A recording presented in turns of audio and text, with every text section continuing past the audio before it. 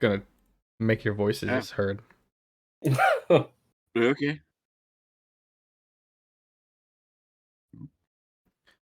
Excuse me. Now. I can barely hear it. Yeah, check. Is my mic? Because I don't want to have to deal with that again. Your character's name is Bork17? Oh yeah, I can definitely hear you on Discord. I did everyone except myself.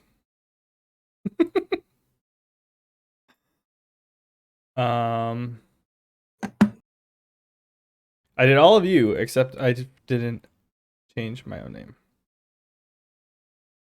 You've been the DM for so long, it didn't occur to you that you're a player. To put in perspective, Speaking of, we didn't start streaming, or when we were streaming, I was DM. Oh yeah, but then we did switch to you guys once. Yeah, never mind. we've done one season of each of ours on the stream. That's true. I have to remember what my own name is. Gromtech. Yep.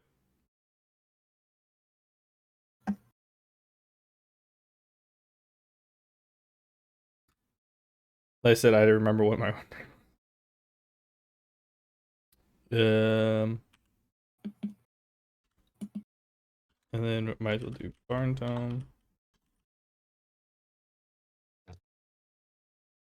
I mean, you can get started while I'm editing this in. Yeah, okay. Welcome back to Barntome. I am your DM for this campaign of ours. We have Bork17 playing Cromtech, the sorcerer, I believe, wild sorcerer. We've got Drusilla playing her typical blade mage. And we have joining us, who still isn't on Roll20, Ben Sorcio, who is playing a blood barbarian. Say hi, everybody. Hi. Oh. Last time, there he is. Last time on Barntome, we witnessed a little bit of interaction between Ben Sorcio and the leaders of the Church of Slaughter. It seems like there is some intrigue that he is kind of oblivious to, where the leader of the church wants him gone for one reason or another. Nobody really knows the true reason. And she set him up with a fight against 5 skeletal champions. Now, being a bloodbarian, Ben Sorcio is handicapped against anything that doesn't have blood. And it turned out to be a slaughter either way. He won, though I think I managed to knock you down a good peg, which is still good. I'll show you a peg. RNGesus was definitely on his side. He kept rolling nat 20s and I kept rolling 12s. We left the group meeting up.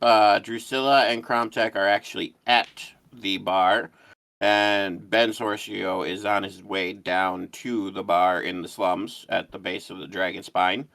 As far as was said, it looks like Sorcio is looking for a fight, whereas Cromtech and Drusilla are more so just looking for information and a place to crash. So let's see how this works out, shall we? Baby girl. I got a puppers.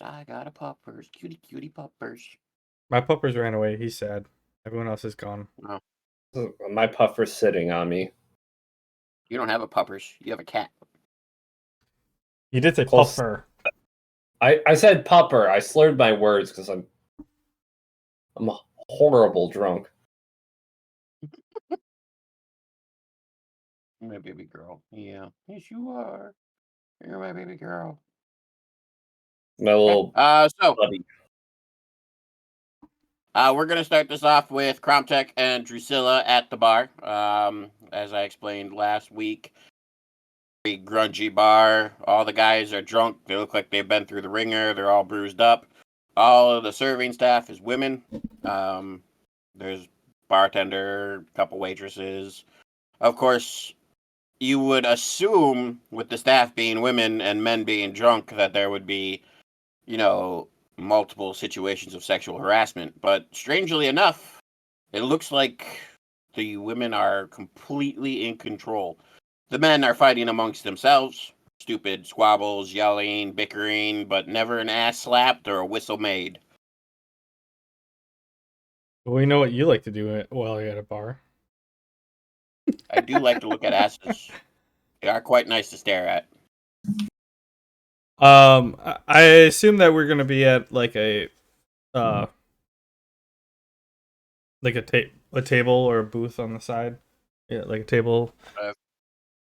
If that's what you want, you can go get a Well, booth, a table, or sit at the bar. I mean, Drusilla's a booth person too, so yeah, I kind of look to see if I can find a booth on the side, so we can. And then when we sit down, end up flagging down one of the servers. You get greeted by a pretty little lady. She goes, "What can I do for you?" Can't Yeah, say ladies anymore because you're actually playing a dude now. Come here, baby girl. yeah. Hello. Yeah. Can I get 2 of your finest pints and whatever special you have tonight? It's been a rough She goes, couple days. well, do you need her in the room as well? I can get that all done in one bill, or I could just feed you and you can decide later.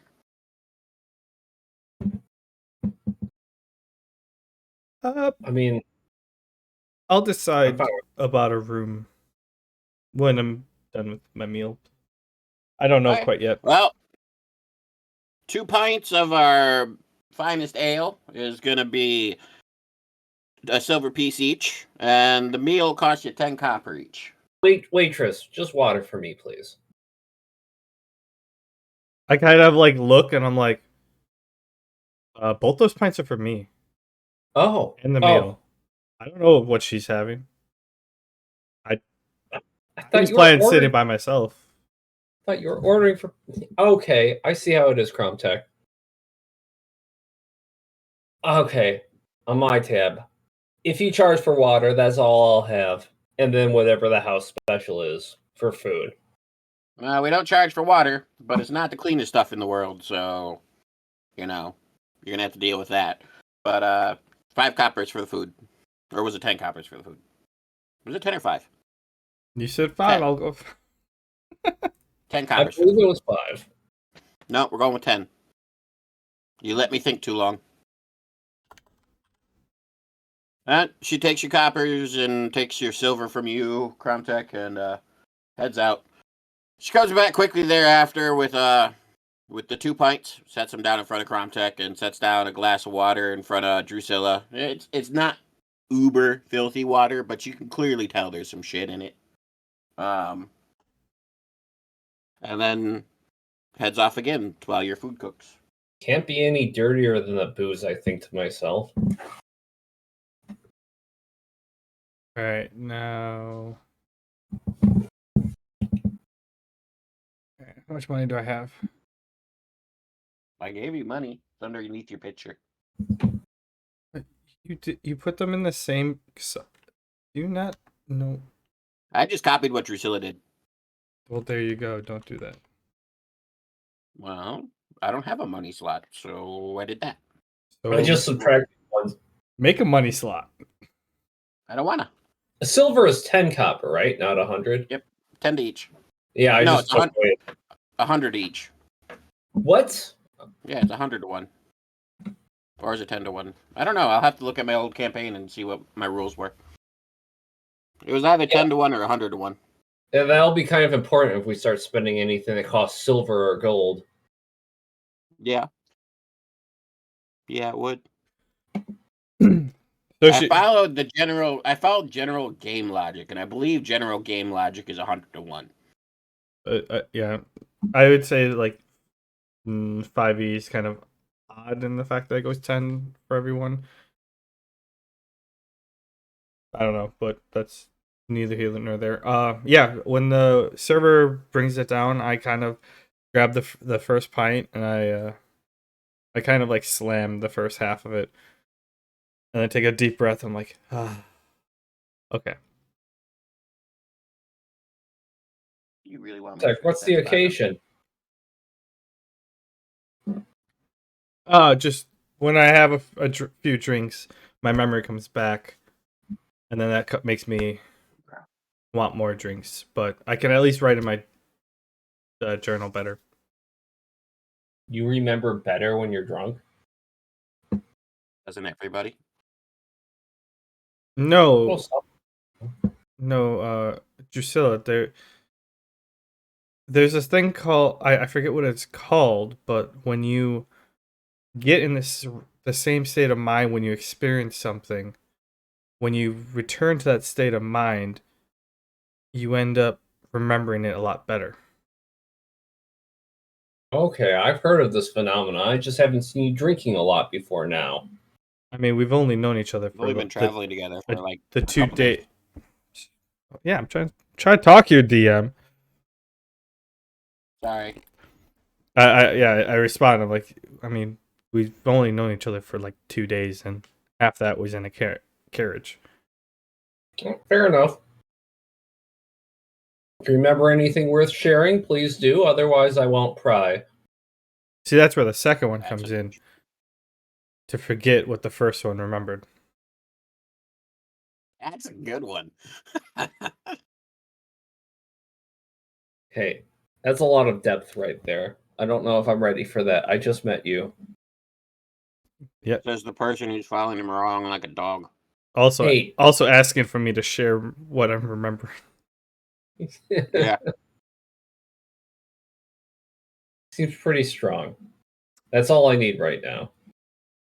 Are you guys gonna people watch or try to socialize, or should I switch over to Ben? No, I won't. was just gonna say I'm gonna people watch. Yeah, I won't push it. I'll people watch too. Okay. I know Well, I can see Kromtek's a bit of a loner. you see basically what I told you.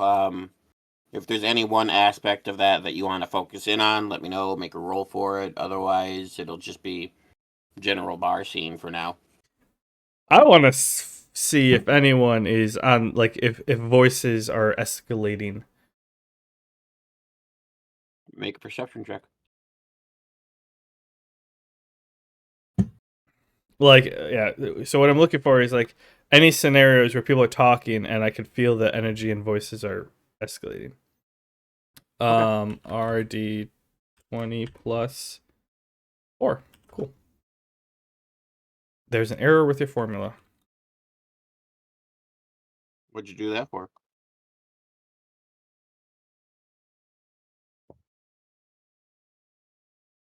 A 13. 13.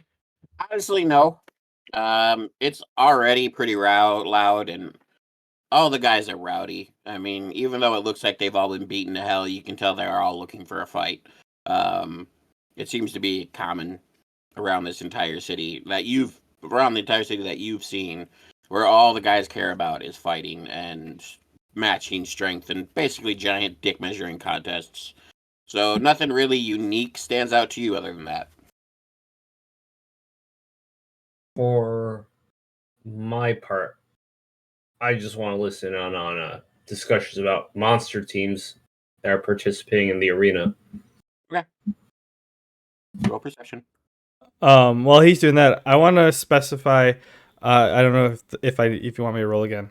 I'm more after I noticed that I want to try to find one where there's like a third party, like you have two people having a contest, measuring contest, and you have a third person like kind of observing, waiting, like watching, or like moderating or something. I'm gonna have you roll again, just because if you don't roll high enough, I'm not gonna make something up. An 18. Fuck you. Sorry, go with Drusilla first.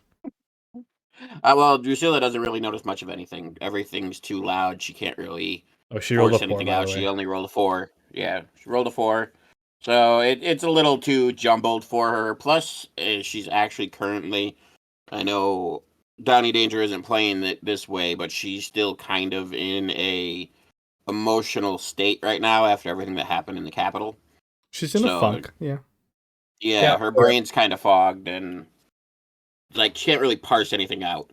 As far as you, you notice like there's actually one area of the bar where there's a line of people, and sitting at one of the tables is two people, and they're doing an arm wrestling competition. But it's not like regular arm wrestling. There's actually like spikes on each side where the hand would fall, and you can tell that one person, he's got a couple punctures in the back of his hand, but nothing really bad. Where you think maybe he's been pushed a little bit, but he's never lost. But everybody who's walking away after they lose has like deep holes in their hand. And there's obviously a bunch of people watching the competition and betting on it and cheering. It's gruesome. All right. Well, if I want to, so in that instance, there might be one person who's like the actual like moderator, or I want to see someone who's like kind of in charge, and I want to try telepathically telling them like silver piece on whoever would be currently losing. So silver piece on the left or whatever from. Or So you see what looks like a bookie. He's got a bag full of coins next to him, a couple bags full of coins next to him, yeah, and bookie a piece of works. paper. He kind of like looks around. He thinks at you. He doesn't have telepathy himself. I don't know if you'll be able to necessarily hear this, but he thinks at you. I need identification before I place your bet. Like he needs to know who you are.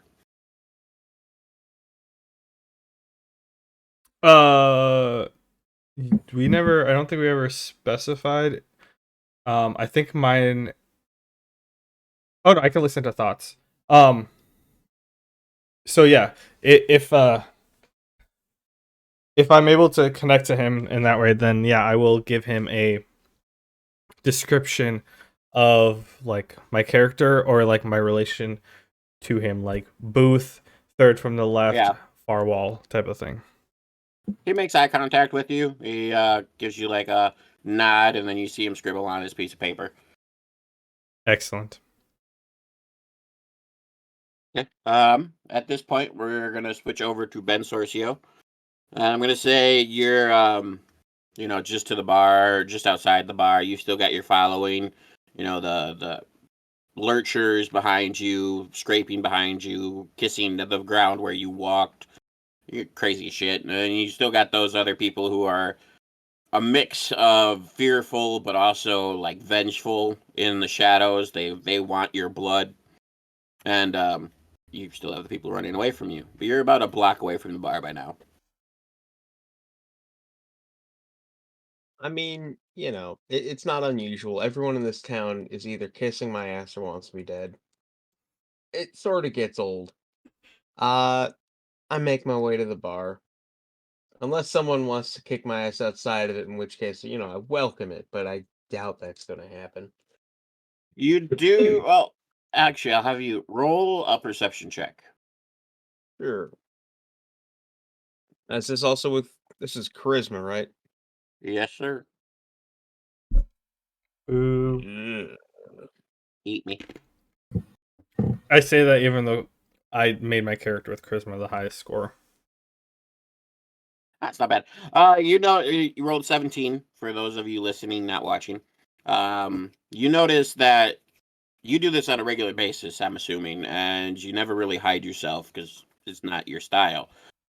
And you notice that since you kind of got bloodied up pretty good in your last fight, these dagger stealth wielders, the ones with hatred in their eyes, they're actually not clearing out as fast as they used to.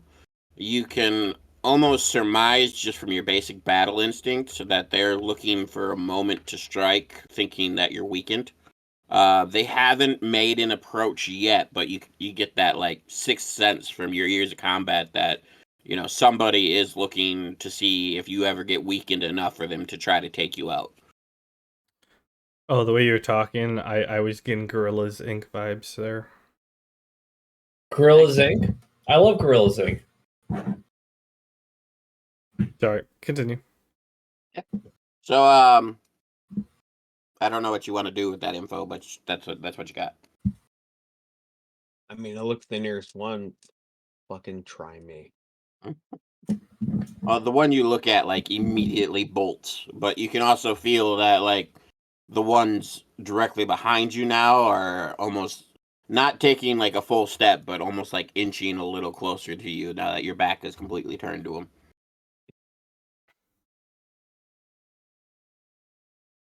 Uh,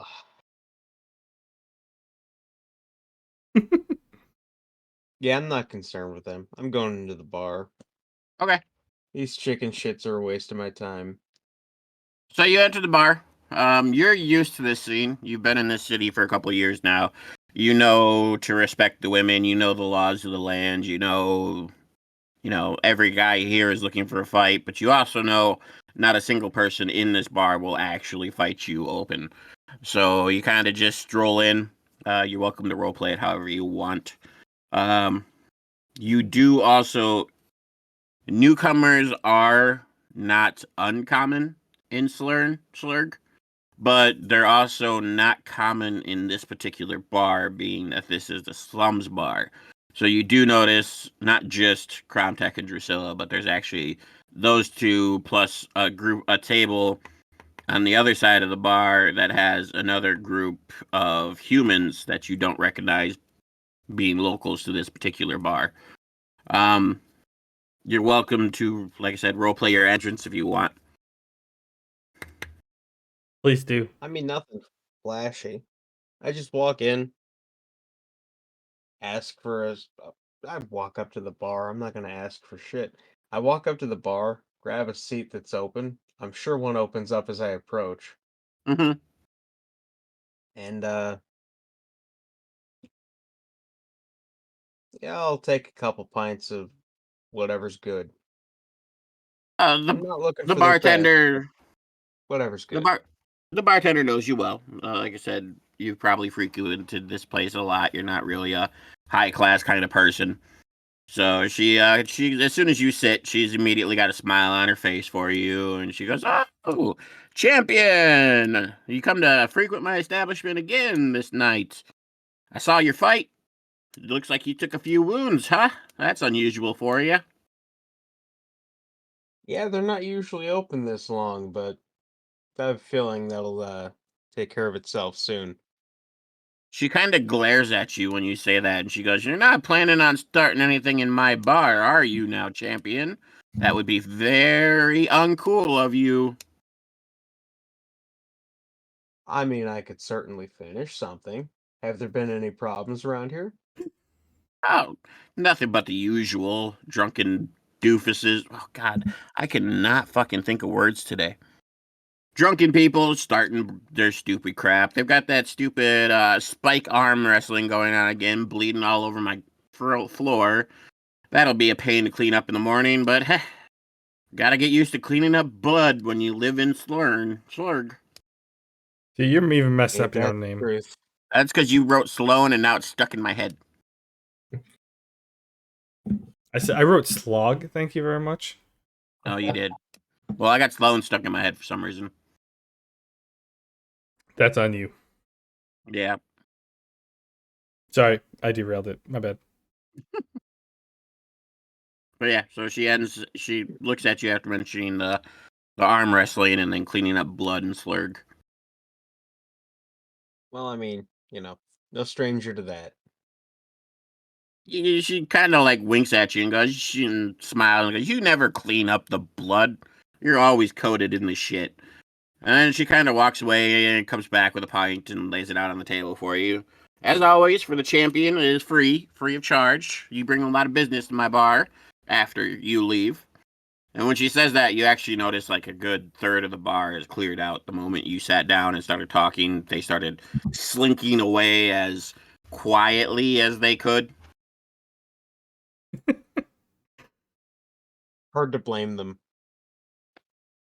Uh,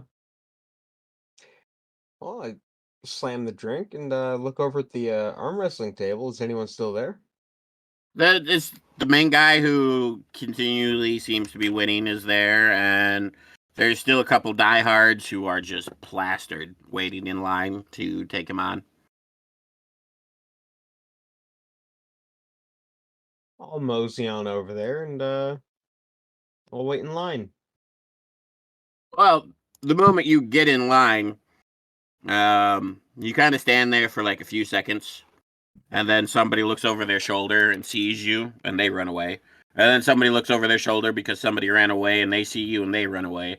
And quickly, you're standing behind the guy who's trying to win right now, the one that Tech bet on, and they're focused, so they can't actually see you. But yeah, you're next up, pretty much.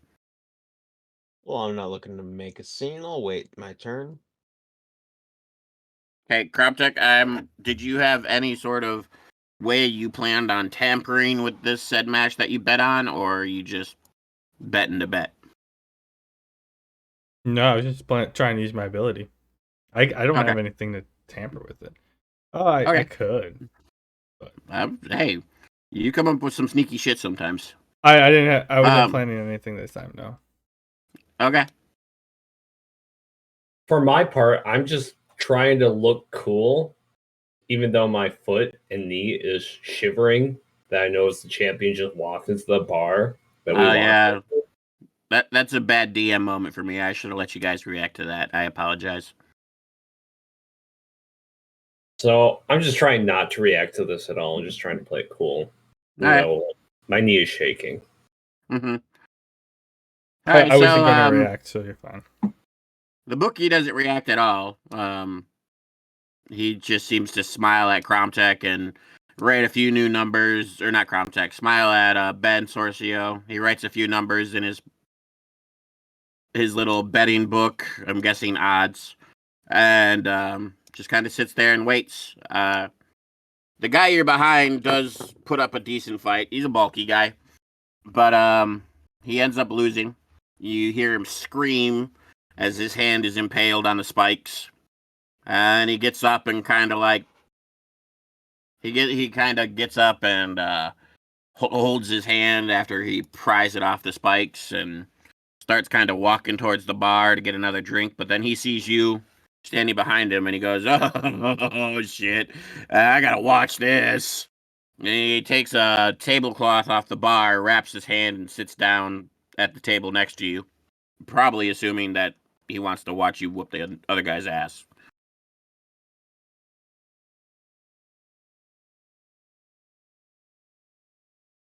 You gonna sit or He's muted. comment on the fact?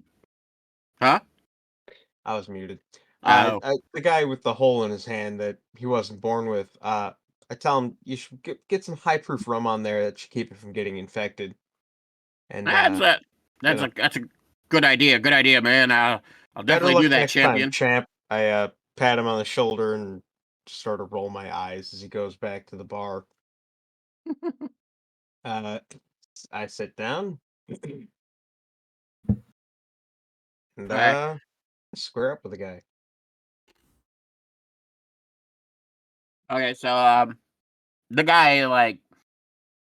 across from you, the one that's been winning, he's confident. He doesn't look as badly beaten as a lot of the other people. You can clearly tell he's a pretty strong person. He's not like stacked like the guy who got a hole in his hand. He looks more lean, like a ranger type, where you can see the muscle definition, but it's not bulging out so much that he can't bend his arms. So He he goes, can scratch the middle of his back, is what you're saying. yeah, yeah. Okay. He looks at you and goes, champion. I would be honored to arm wrestle you, but are you sure, sir? I don't want to offend you if I win. And like he's not trying to be cocky. He's legit scared that if he beats you, you'll be offended and try to kill him.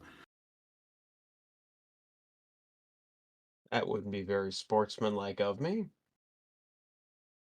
Fair's fair. He nods and goes, I appreciate it, sir. As you two are talking, the bookie walks over to Cromtech and goes, your silver, please, sir. Oh, I was hoping to do a little more sly than that. And I say that as I pull it out and I put it down. Can I try to read his thoughts? You can go for it, but does he know who's actually what's happening, or like the fight or the arm wrestle that's about to happen? Or Yeah, did he was sitting there when Kromtech walked up. He saw, or not Kromtech. God, I keep mixing you two up. He was sitting there when Ben walked up, and he smiled and started writing down in his notepad. So yeah, he knows Ben's challenging the current arm wrestler dude. He's just trying to collect your silver before the next bet starts going. Oh, Okay, well now that's a little bit more obvious. I can tell Cromtech's making bets. okay. Well, that was a disconnect. I was expecting him to still be there, and then I was gonna walk up to him. Oh. I was Well, because you guys were in the middle of a conversation. So like when that conversation's like end of happening, I'm expecting the bookie to like still be writing numbers, and I was gonna walk up and put my hand on his shoulder with a little silver in the front. well, I fucked that up for you. You get to do something else now. I'm gonna follow him, and then as I get up, I'd be like, I slam the rest of the first one, and I go to just like, watch that one for me, please. And then I walk to because I want to see what this arm wrestle up close. Okay. All right. Well, you give him his silver. Yeah, I already said I did. Okay. You He messed looks up at my you and plan. goes, "Yep, I did." What kind of bookie gets Um, up when the action's right in front of him? Well, no, he was getting up while the conversation was happening. Yeah, but you never know when this That's- shit's gonna start.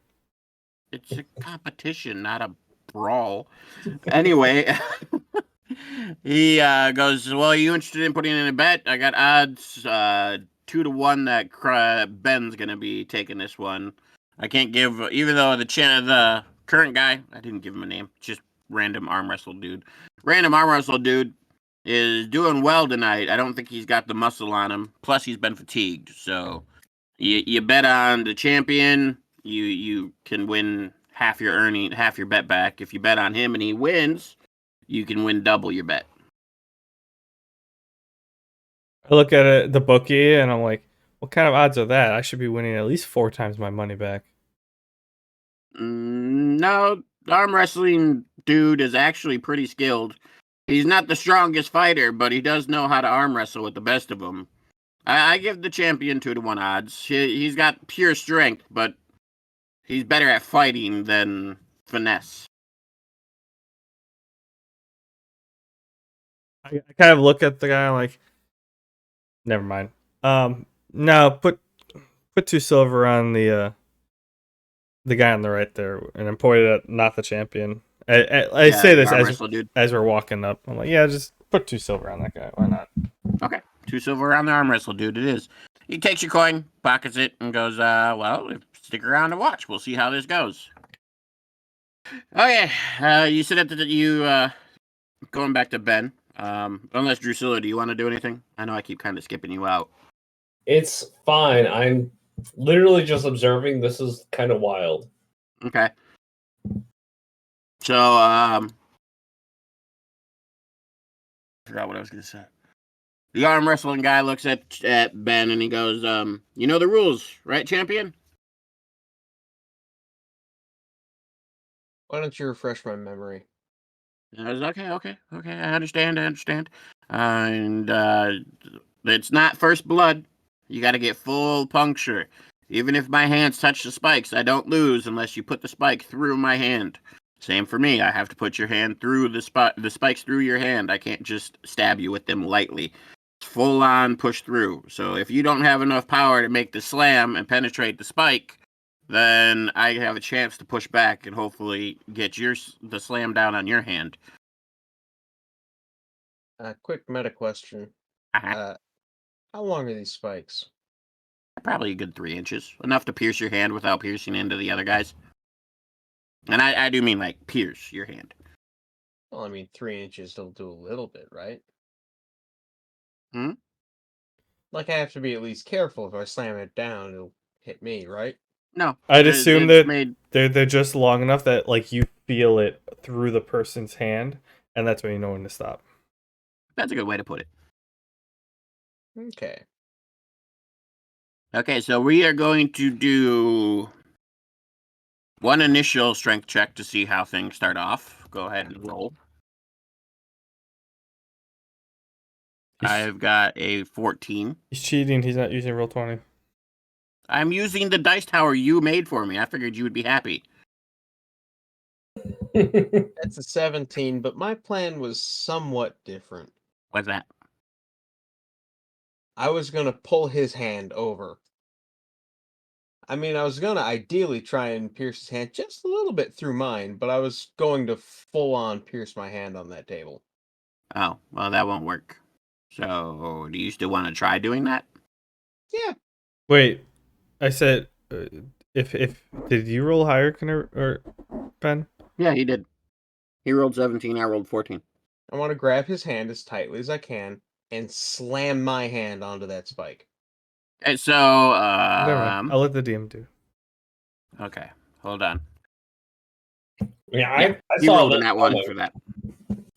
He got a nat 1. So, it starts off with him pushing on you. His strength isn't quite comparable to what you're doing, but then you switch it suddenly, pulling your hand back towards the spike, and his reaction is just like, what's going on? You know, when time slows down for a few seconds, and you Like a car slam, crash. yeah, you slam your hand full on into the spikes. You lose. Um, like I said, the spikes aren't enough to pierce into his hand, though, so I'm not sure what you're gaining out of this. But everybody is just shocked. The guy is looking at you like, did that just happen? And the bookie's looking at Cromtech like, what's going on here? As he kind of fishes for his 4 silver to pay you, because he definitely wasn't expecting the champion to lose. Everybody's just kind of like stunned, and your hand is now like stuck to the table. What do you do? Me? Yeah. Sort of splorch the spike out of my hand. Sort of, make sure all my fingers are still there and working. Yeah. Well played. I guess that fight took more out of me than I thought. And, turn around and start leaving the bar, hoping that I'm being watched. You are a smart cookie. Didn't expect that. Well, when he gets No, I get it. I get it. I get what he's doing. I thought you were gonna rematch immediately with a blood amp. so when he gets up, I like bend over to grab the coins out of the bookie's hand, and I'm like, and I gently or like carefully like glance at the books, and as I'm pulling back, I whisper, and I'm like, with those kind of numbers, payout should have been 2001, and I grab it and walk away. He's still stunned from the fact of what Ben just did. He doesn't know if the arm wrestling dude is that strong or if something else happened. He doesn't know the mechanics of it or why it happened. The arm wrestling dude is looking at his own hand like, what's going on? He gets up and he immediately takes a small purse from the bookie as well and just kind of like leaves. The 3 humans that you noticed actually do get up, Ben, and they kind of like start to follow you out. They're not being, crazy obvious about it. They drank their drinks, paid their tab, and they're just leaving from what it seems like. Well, every good bar in a slum has a dark alley behind it. Figure Yeah. I'll make my way there. Okay. So you head back. You kind of take a turn to the dark alley, and you kind of start walking in, and your hand's just dripping, and you're walking casually as you drip your own blood on the floor. Speaking of which, I should probably damage you for that. You're not getting away for that for free. That was just. At least a dagger worth, right? We're gonna go with a D6. 5 damage. So yeah, you're bleeding, dripping, drip, drip, drip, drip as you walk into the back alley. Cromtech and Drusilla, are you interested in following at all? You two do notice that these 3 humans seem to get up and follow Ben out. Again, they're not being crazy obvious, but it is fishy at least. It's definitely concerning, and I'm not feeling in a risky mood, so I summon Unseen Servant. Obviously, he's seen. Yeah, because he's a skeleton now. But nobody's going to associate with me. I say, follow that guy. Try not to be obvious. Just like be in the shadows or something. all I want to do is like I want to like I take notice. I would have taken notice as I'm like walking back to my seat and like kind of size them up, and I want to like as Ben is walking out the door, I want to telepathically send him a note, like kind of like three guys, blue collar folk. I'm gonna have you make a your Just give like sorcerer. So like yeah, size him up and send him that just so like as he's like in the back alley when he's about to get jumped, he knows who he's dealing with. yeah. Just because Ben isn't just some random civvy that you've been trying to like kind of telepathically engage with or not completely distracted, I do want you to roll a magic check. As a sorcerer, your magic comes from charisma, right? 17. Okay. Your message gets through. Just because it's not hostile, I'm not gonna make Ben roll against it. He gets this vague like tingle in the back of his brain, and he hears three guys, whatever you said. Three guys, moderate build, blue collar, normally blue collar work, do a little fighting on the side. All about two about 6'3", one about 5'10", none over 200 pounds.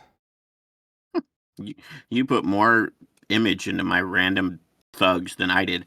Anyway, It's what I do. Come on, you know my campaigns. Yeah, true enough. Um, so you get that mental thought. You don't know who it came from, Ben. You just know somebody's telling you that basically what you wanted to happen is happening. Um, as you kind of walk into the back alley, do you want to prepare it all, or are you just gonna like square up? Uh, I'll probably get to the darkest part and turn around. Okay. So when you turn Act a around, little scared. huh? I'll act a little scared. When you turn around, you notice the three guys. They weren't far behind you, like 15, 20 feet. They're essentially blocking the entrance to the alley that you came through. Their cloaks have been moved, and you can see they all carry swords. Um, they don't look like fighters like you're used to. They look more like assassins. They're skinny, they're lithe. You could probably break them with one punch, but hitting them is gonna be harder, and you can kind of sense that. The one in the middle speaks out. He goes, "So the great and mighty champion, huh? Losing a simple arm wrestling competition. Jeez, man, if I wasn't paid so much for this job, I'd feel pity for you." Paid for what job? Cleaning up alleyways?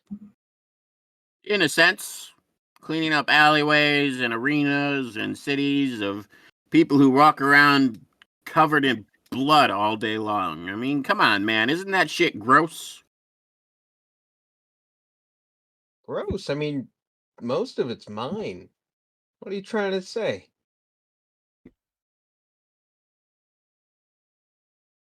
That walking around in dried blood is gross. What's it sound like I'm trying to say? Chalk that up to a difference of opinion.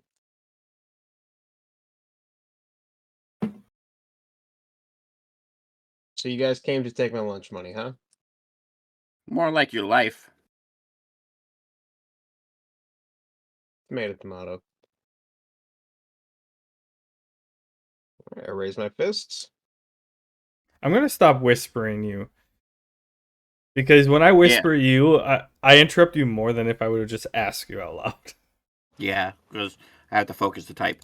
I was actually listening though. I just couldn't talk because if I talk while I'm typing, my words get all fucked up. Um, How do you do this? Hey, can Ben, not related, but how do I do a GM roll? I mean, the trick is to be the GM. I suppose you are. Slash GR. no, I am for this one. It's not GMR. GM roll or slash GR. Slash GR. Okay. Golf Romeo. Thank you. Sorry, continue. Okay, so you raise your fists.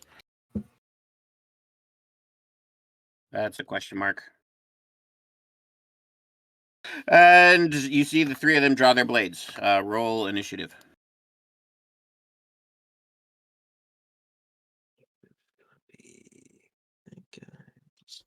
So while he's doing that, I am assuming that I would make it back to the table with Drusilla by this point, and most likely my food's there. So Yeah. I would like to sit down and or like say, oh, "Thank you for watching my beer, Drusilla. Would you like some? Would you like one? I'll buy it for you. It's fine." No, I feel like tonight's going to be a good night to be sober. Thank you very much, as I try to concentrate on the state of my bleeding servant. If I notice it gets decast or killed. Oh yeah, you're up to bleeding servant now, aren't you? Yeah. Your servant can't talk to you telepathically though, so you can just tell it's alive. You can't really tell what it's seeing. As far as initiative goes, you are up first. Well, Go hold for on. I was just gonna say, I sit down and I start eating. I'm assuming around the time the bell is gonna start, and I kind of just like go to Drusilla and I'm like, if you're worried about him, I'd wait 5 minutes and then go help him out, and then I just casually start eating. Why Yeah. 5 minutes? Yeah, I'm eating and drinking. Okay. He's Ignoring not you now. listening. Yeah. I'm just going to focus on my undead servant. Okay, so like I said, Cromtech, you rolled highest. Go ahead and go first. We're gonna mostly just role play this fight because I don't want to make a whole map for a bar fight.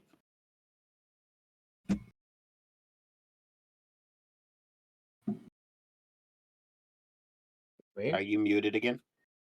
No, you said Cromtech go first, so I was waiting. Fuck me, Ben. Go first. My bad. Okay, cool. First things first. 3 against 1, I'll activate blood armor. Bump my AC back up to 15. And then I will just try and punch size one of these guys. I imagine 15 doesn't hit. No, you miss. So you want to role play it, or you want me to take it? I mean, the blood pours out of my open wounds, coats me like a ferrofluid, and then I just whiff, take a punch. I imagine they definitely dodge out of the way. Yeah. Assassins Well, I being slippery figure like I that. figure as you, I like the fluid. That's cool. As you're charging to punch the guy in the middle who was talking, they all kind of like scatter. They know what they're doing. They're not some newbies at this, and they kind of surround you a little bit. Like I said, I don't have a map, so we're just role playing this. So you basically got the same guy in front of you who you missed, and then the other two have gone to your side, and all three of them are gonna swing at you with their short swords.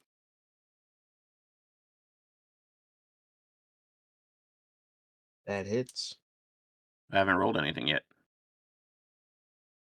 Okay, they all hit. Jesus. You might be a bit fucked.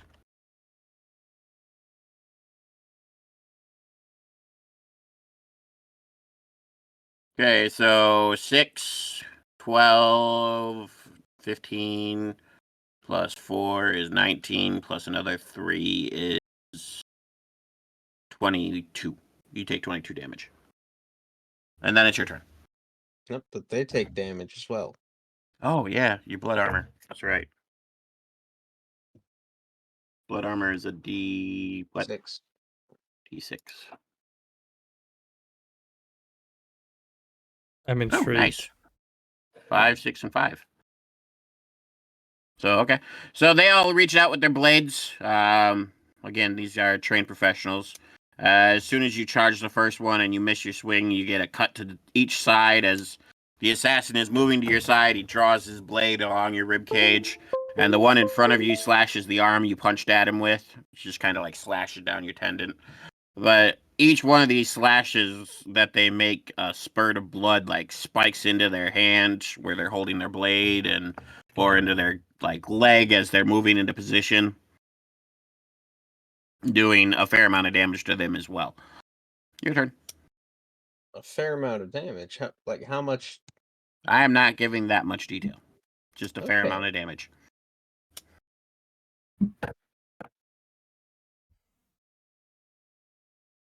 To be So, fair, like I said, you've got one in front of you and one on each side right now. It's your turn.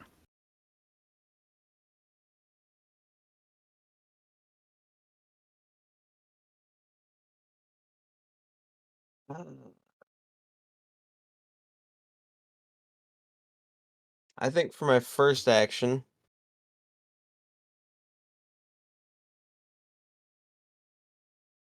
what is that one? Blood blows. I'll spend 8 HP for 3 attacks on my first attack action.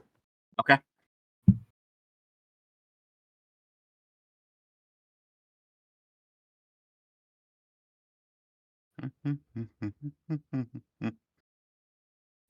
Mm-hmm.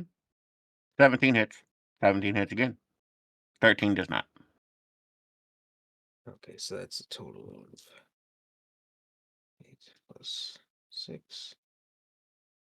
For 13 points of damage, I heal for half of that, so 6. Well, the first guy you're punching, you kind of like start swinging at him. The blood splurt. I assume you're attacking the guy in front of you. Yeah. The blood spurt to his hand kind of caught him off guard, and he dropped his blade. And as he was going to pick it up, you kind of like uppercut him in the chin, give him a body blow, and then you notice he kind of just crumples, and your last fist kind of just like swings over his crumpling body. The other two do notice that you are also somehow absorbing blood through your fists. One of them is scared and kind of like backing up, but he's in an alley, so he can't get far. But he's too scared to attack. The other one is unaffected by fear. Okay, well, the guy I've been attacking uh is it sounds like he's looking like shit. Yeah, he's pretty much done. Like, and by pretty much done, I mean he has 0 HP. You haven't officially killed him, but he's down.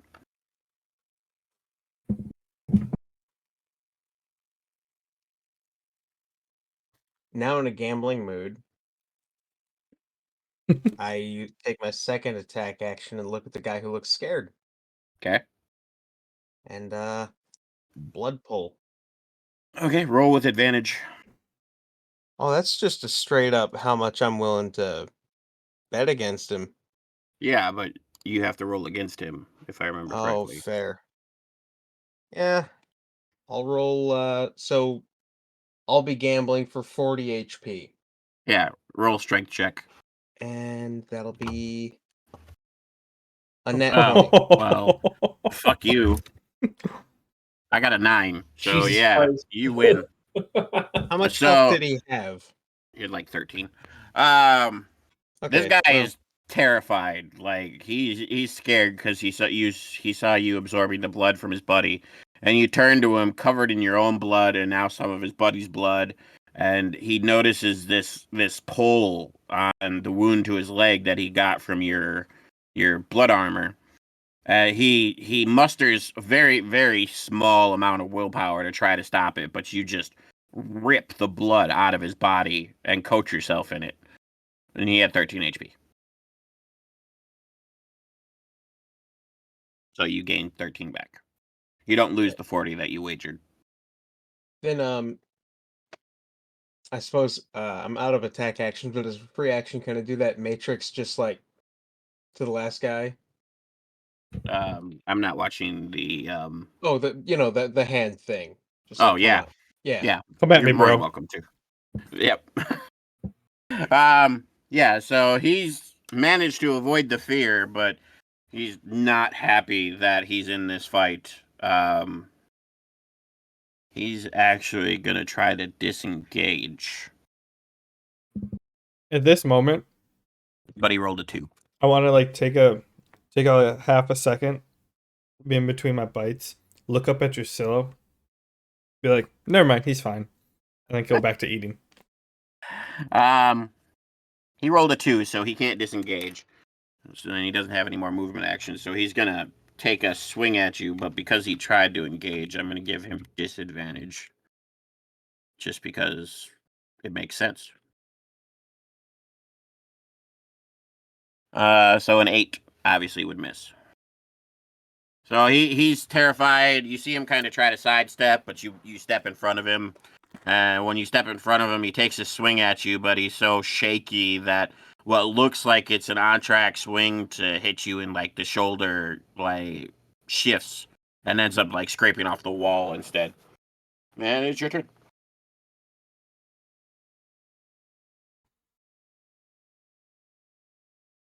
I kind of want to just clap my hands and crush his skull in between them. So make a basic attack, and you can roleplay it however you want if you manage to kill him. You don't manage to kill him. I do not manage to kill him. You're getting a little overconfident. Like these first 2 assassins went down, and you're like, I got this. This is easy, punks.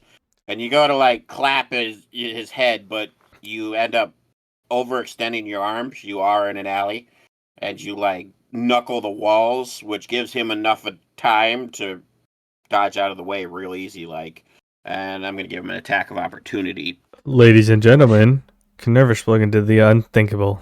He followed a nat 20 with a nat 1. Yeah, he did, didn't he? Dice giveth and taketh.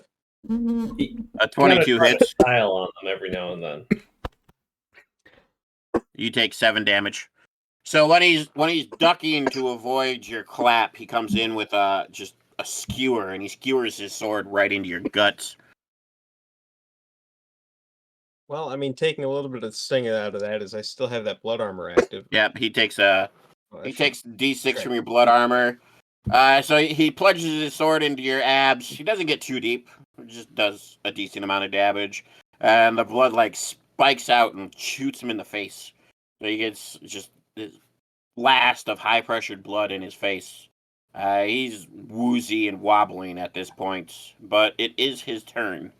Since that was an attack of opportunity. Unrelated question. If I you're still drinking get alcohol, a second attack action, right? Oh yeah, that's right. You get to attack twice. Go for it. unrelated What about question. alcohol? If you're drinking alcohol and it goes down the wrong pipe, does that just make it more efficient? I don't think alcohol can be absorbed through air That's how you get or your drunk. lungs. It can be It's absorbed, absorbed into your blood, not your No, lungs. literally. I don't recommend it, but you can. Literally, how you get drunk is you drink alcohol. The vapors go up and get absorbed through your lungs when you inhale. I thought it was through your blood. Well, Yeah, yeah, you hit it goes through your lungs to your blood. That's why you can smell alcohol in people's breath. I just figured that's because it smells strong as shit and you drinking it. Yeah, but that's you get drunk by breathing that in.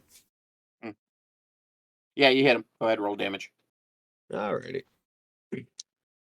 Yeah, so I'm just bypassing the stomach and putting the alcohol straight in the lungs. Still probably not a good idea. So yeah, he's taken 2 of your blood armor hits, and he just got splashed in the face. And when you're kind of like spreading your hands back out again because of the miss and now the wound in your belly, and he stands up, and you notice an opportunity, so you clap your hands back down on his ears, and you start seeing blood leaking out of his ears. You didn't roll a crit, so I'm not going to give you a smushed head. But definitely blood leaking out of his ears. Alright. Well, now it's his turn. Well, he's down.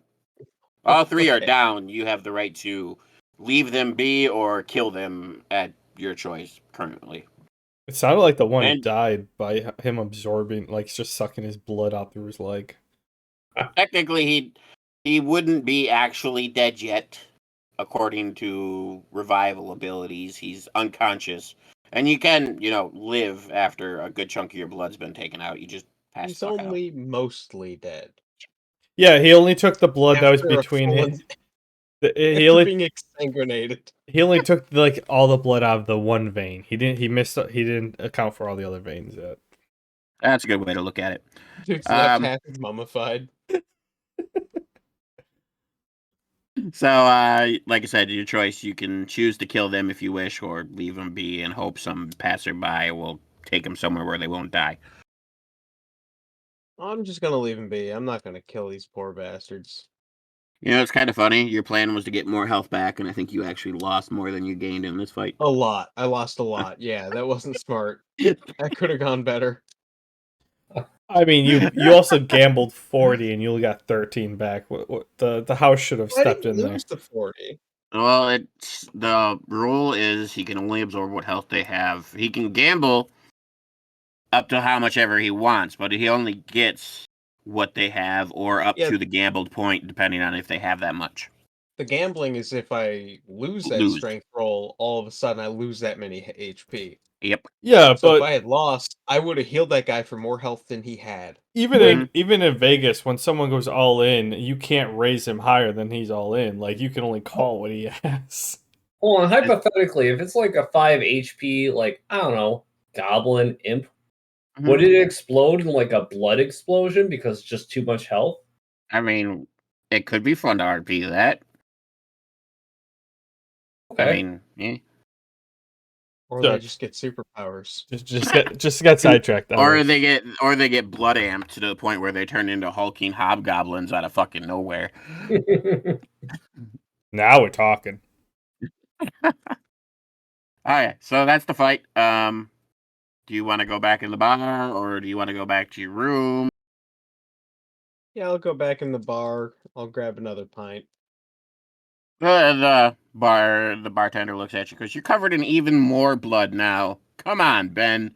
It's a pain in the ass to clean this. And she often refers to you as champion, but you know when she calls you by your name, she's actually kind of mad at you.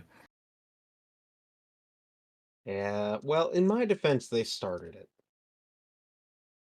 She looks at you with a crooked grin and she goes, I know you wouldn't have lost that fight with the arm wrestling. You drew them out. Do you think I'm stupid? I mean, they've been eyeballing me this whole time. I figured I'd give them what they wanted. They're Well, still maybe back next in that alley if you want to, make them clean it. next time you want to give somebody what they want, how about you give me what I want? And then she winks at you and kind of turns away and walks away enough that her ass shakes, that way women do. Fair. Right. I just start putting that pint down. Okay. So, Kromtech, you were able to discern, like I said, mostly his emotions, his excitement for the battle. You weren't bits and able to get pieces. full-on thoughts. Yeah. Drusilla, your skeleton comes back. He's still alive, but I don't remember. Yeah, he's got a spirit in him now, so he kind of reports what happens to you. Everybody notices that the bleeding skeleton is talking to you, though, so they know it's yours now.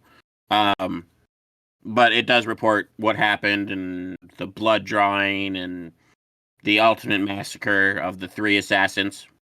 Wow, see, Necro, you're alive for once? You're getting really good at this. Well, he's not alive. He's the spirit inside your servant. When I hear Drusilla talk, I want to like finish like taking a gulp to wash down my food, and I look. I'm like, if you really want to, make an impression, I'd have your little friend there go give the guy a hug. You want to do what? Sorry. I'm telling Drusilla, go have your little friend there go give Ben, but I'm like, go give the guy a hug. Because Drusilla's already on edge because it's the champion. That's actually a great idea, Kromtech. I don't know this thing. I don't know who it is. It's a giant bleeding corpse.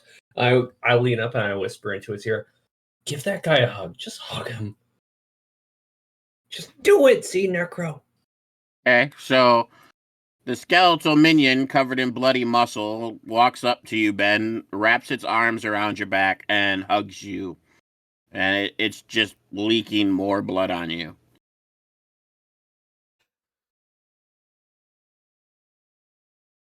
I look over my shoulder and say, "We have to do this outside." I start walking out the door.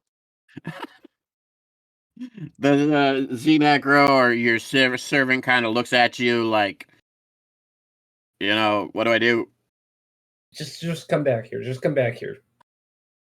I try to look like low key about it. It's obviously a bleeding corpse walking towards my table. Mm-hmm. Oh, you think I'm gonna let it walk towards the table? It's making a mess in here. She's already pissed off at me for the blood I'm bringing into this place. Yeah. And then it hugged me. No, we're taking this outside.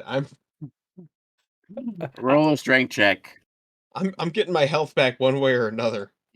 I, Thank you for your sacrifice. I was picturing that Oh, that buddy.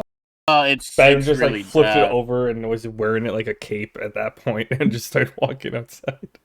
You still roll a d20, but no bonuses. Match. Both of you roll again. Okay, for everyone else, they both rolled 6s. Okay, Oh, so fine. your hand kind of slips. The blood on your hand and the 21 blood on beats the 5. skeletal servant. Yes, I know. Let me get there.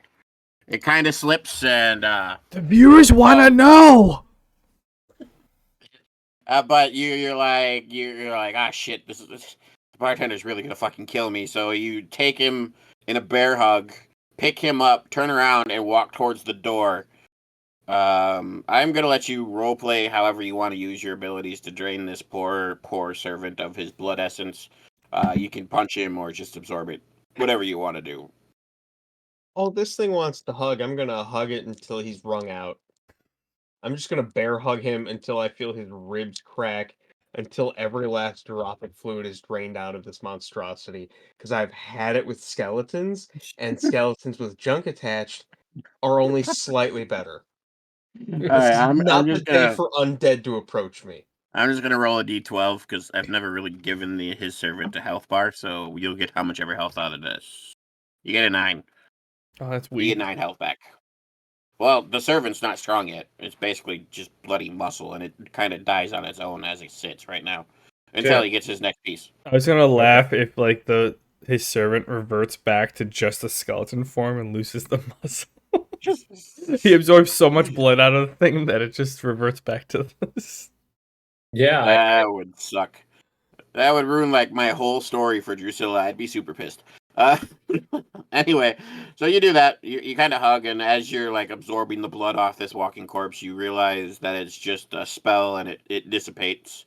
And once the final you feel the final little increase of life, it's just gone. There's no mess. There's no body parts. It's just gone.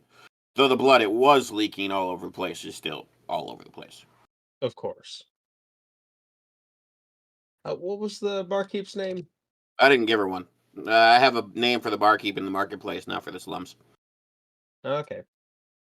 Bethany. Well, whatever. I go in there and I call her name, like, hey, this Bethany. one also That's the wasn't one for the made. marketplace. Or did you just make that up? I was just making it up. Oh, never mind. I don't know. I thought you looked at my NPC How sheet. about Barbara Keeper? No. Nope. Bethany has seen some shit, okay? Yeah. All the ladies in this town have seen some shit. She kind of smiles at you and goes, that's what you say every night, but you'll be back in a week and there'll be more blood on my floors. Well, again, if you want some help cleaning that up, there's a couple of unconscious fellows out back who I'm sure would be willing to help you. She goes, I already sent my kitchen workers to pick their pockets. I don't think they're going to want to come back in if they ever wake up. And she just Fair. smiles at him and she goes, I'll take their money as payment for the mess you made. Sure. Okay. Unless you three actually want to interact with each other, bull on bull face interact with each other, I don't have anything else for tonight. Next week or the week after, depending on if we can play next week, I have some stuff planned, but nothing for tonight. I was gonna finish my food and then went to. I wanted to go to Drusilla. I'm like, oh, how long have you had that trick? I mean, was it that obvious that was mine? I kind of like stop, look at it, her dumbfounded. I'm like, you were literally talking to it. Oh, I told everybody it was harassing me. I didn't know it. I mean, like, that's what I told everybody. Was it really that obvious? Do I know that the feeling that Drusilla was having when the Ben walked in? Would I have Do you noticed know that? she was actively afraid? I'm gonna make it where if you want to interpret thoughts on characters, you have to actually make checks for it. So if you don't actually verbalize that you want to do so and make a check for it, then no, it doesn't happen. No, not thoughts wise. Like because she's sitting next to me, like I can honestly see that she was uneasy, or Oh yeah, like perceptive wise, not thought wise. yeah, she said flat out that her legs were shaking and her hands were shaking, so you would have seen that. Oh, okay. Well, sorry. Donnie, what'd you say, as Drusilla? I was just trying to deny. I'm like, I said I didn't know the guy. He came up bugging me, same as he came up bugging that guy. Well, then I'm like, well, I think the hug actually helps. If you claimed ownership of it, the champion over there might actually be friendly towards you.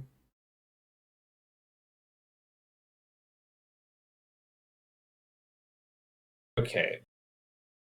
Me Hold knowing on, nothing about what's going on, it's just Do you just see what the champion did to that guy?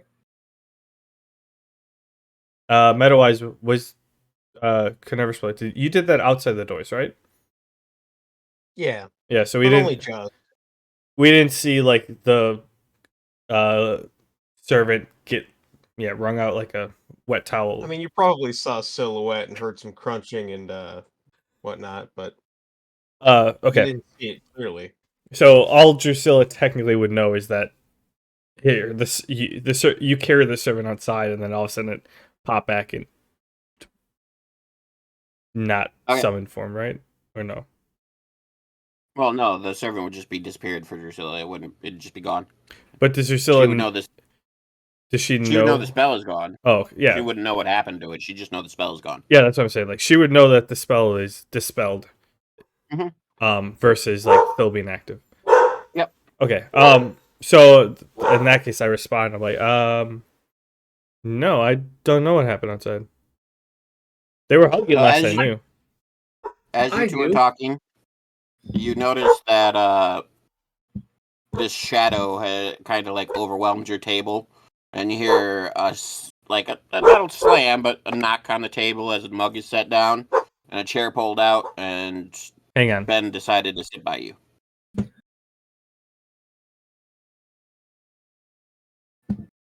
Oh, hey there. Mark said, "Hang on." I think he's doing something or thinking of something. Have I seen you somewhere? I'm gonna wait for Bork to get back. Yeah. I mean, I'm saying that's what the first thing that comes out of my mouth.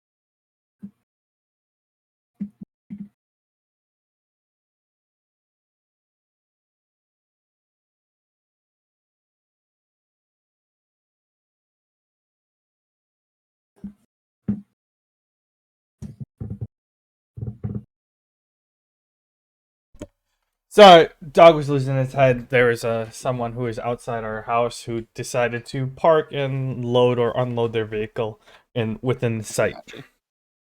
Oh my god, can you imagine? Just That's just ridiculous. Y'all could have been murdered. Yeah. Okay, sorry. What was happening? Ben sat down, right? Yeah. Yeah.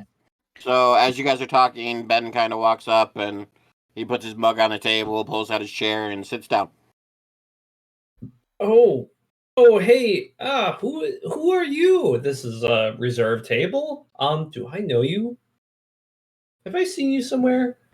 I kind of just look over and I go, "Hello, sir." You two are the only people in town that don't want to kiss my ass or kill me. What's your story? Tourists, yeah. Who are you? No, even them. Even they either want to kiss my ass or kill me. You two are different. Hold on, before you continue. Ben, I want you to roll a well, basically I don't have senses skills unless you actually make one. So roll a perception check for me. Perception? Sure. Yep. While he's doing that, I forget. It's my character, but I know I have markings on my character. Are some of those are visible like all the time, right? While others are only visible while in heightened magical use. Correct? Yeah. Uh, Man Bear, you All the ones that are visible kind of light up and move around. me? Are you Man Bear's muted, by the way? Are you talking about me? Can I ever speak again? I thought you were asking about the runes. No, he was talking What? about his own markings. If Oh, you look on the Google Docs on his picture, you can see he's got markings on his skin. The ones that are on the picture are visible all the time. The ones that aren't on the picture are the ones that are only visible when he's channeling his elements or in a heightened magical state. Well, okay, because that changes my response, but or that would change my response.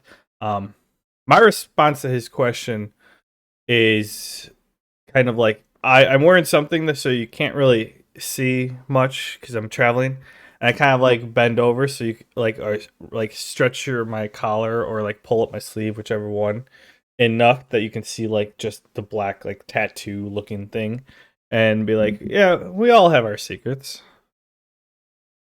no, whose blood is that? So Connervous, or I'm just gonna call you Ben because I hate pronouncing your nickname. Fair. Ben, the perception check I had you roll is I wanted you to be able to wanted to see if you would be able to sense Drusilla's trepidation or her lies, but you rolled low enough that you just kind of you either believe she's an idiot or that she's clueless, one or the other. I mean, I'm aware of the effect I have on some people, but not on her. So I have no idea what her deal is. Okay, so I'm seeing Cromtech's reaction. I'm Mhm. trying to kind of read the room here. I'm like, okay, champ. I got a level here. I'm a talent scout. I've seen what you can do. Okay, make a bluff check because you are showing physical signs, even though he couldn't pay attention. He didn't notice that you were actually lying about not knowing him. You are showing physical signs of fear. So, Conversely, what'd you say to me? Whose blood is that? When you show me the Oh. markings on your skin.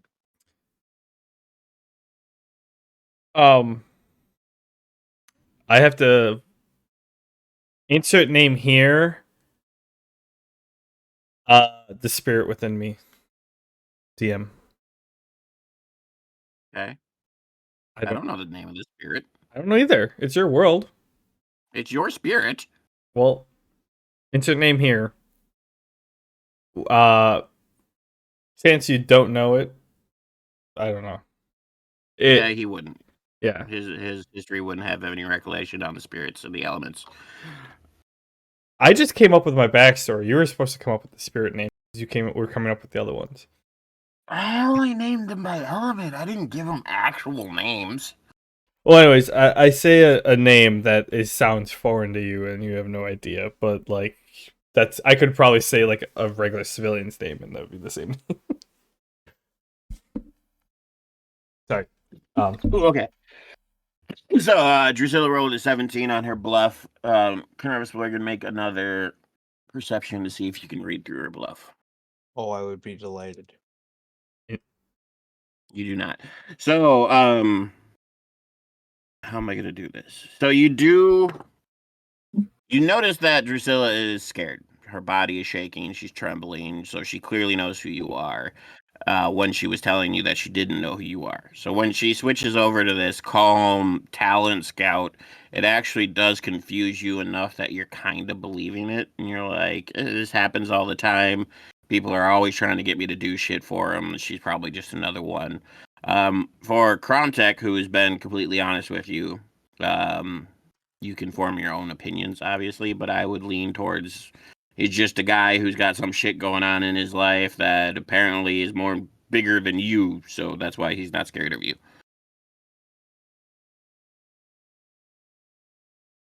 So what are you guys doing in town? See, there is a certain dark lord brewing upon the horizon. Let's keep this on the DL between you and I. But she's gonna just sweep the lands in a wave of despair and misery the likes of which the world has never seen.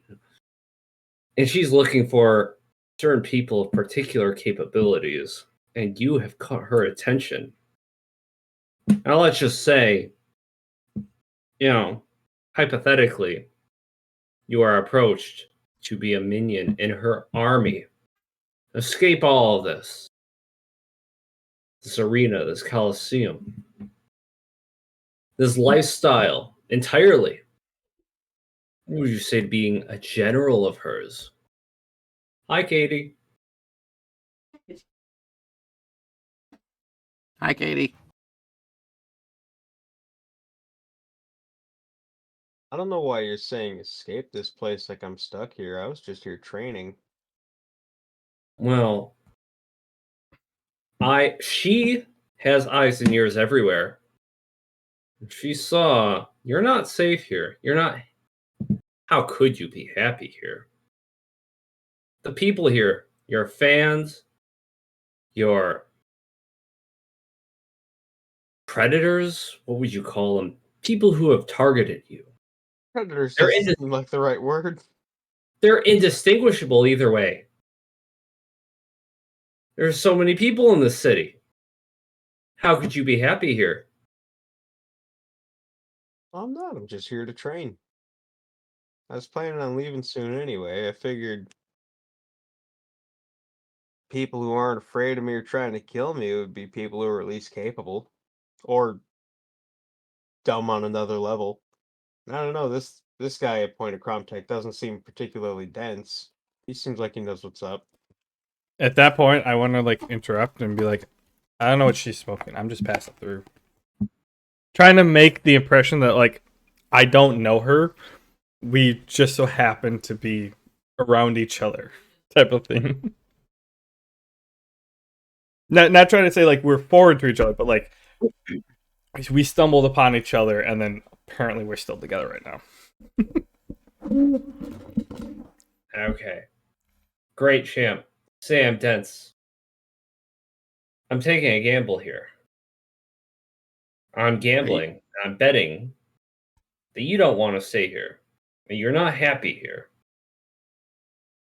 I'm offering you the chance of a lifetime to be the minion in my new army.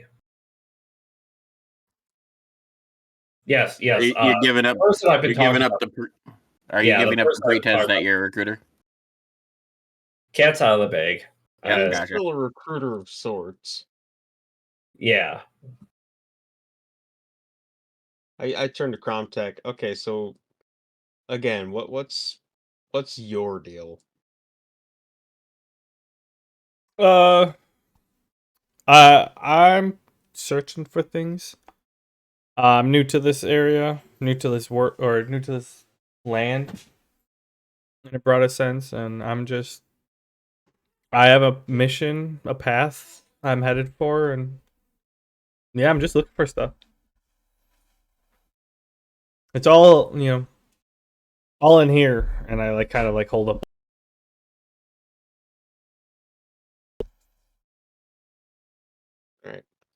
And DM, you know the name of that lady I'm looking to kill, right? Yeah. I'm gonna ask either of them if they know where I could find her. Um.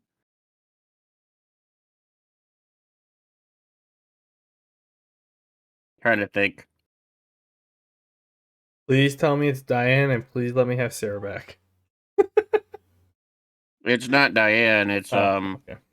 Well, essentially, Diane is the ultimate protagonist of all, or antagonist for everybody. But what did I name her? I'm gonna assume I respond no. Never heard of her. You don't know her, but Drusilla would. That's why I say it. Nope, never heard of her. I'm looking for Why can't I think of what I named her? a stone struck Nynaeve. a rock. Nynaeve. I know that name. As far as you know, Nynaeve is still alive. You do not know that Matt's character killed her. I don't know. Are you talking to me? Yeah, you.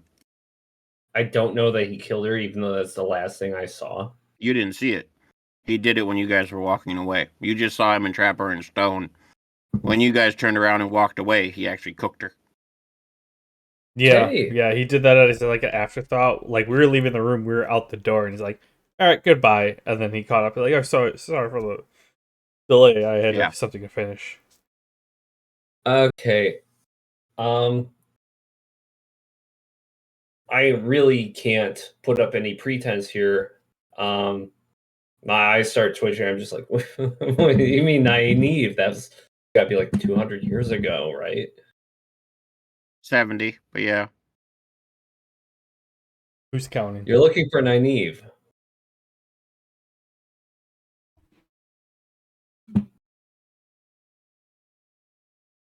Yeah.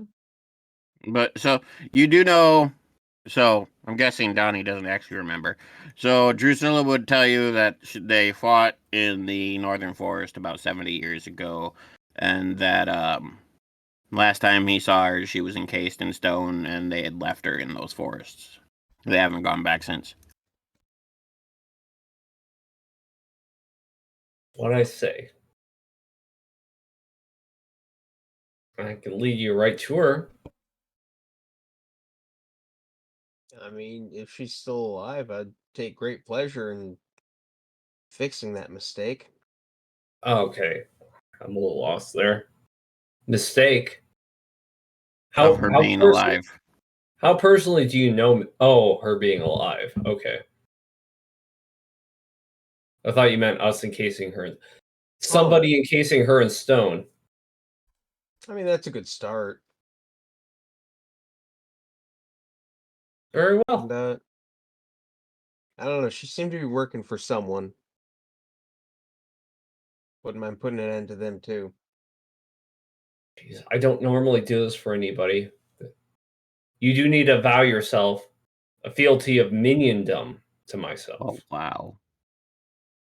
I chime I up. don't Don't do do this it. for just anybody. That's a lie. This is quite the trek. No, it's not. I'm literally as Drusilla's saying this, I'm throwing in those comments at like because she did the same speech spiel to me. Yeah, I'm no minion. Are you sure it doesn't have any appeal to you? There's a certain dignity in serving a powerful lord of darkness. I have my reasons for killing the people I want dead. I When don't they're want to be dead, one of those. I'll go away. All right. Name your price. Price for what? Leading you to Nynaeve. How important is this to you?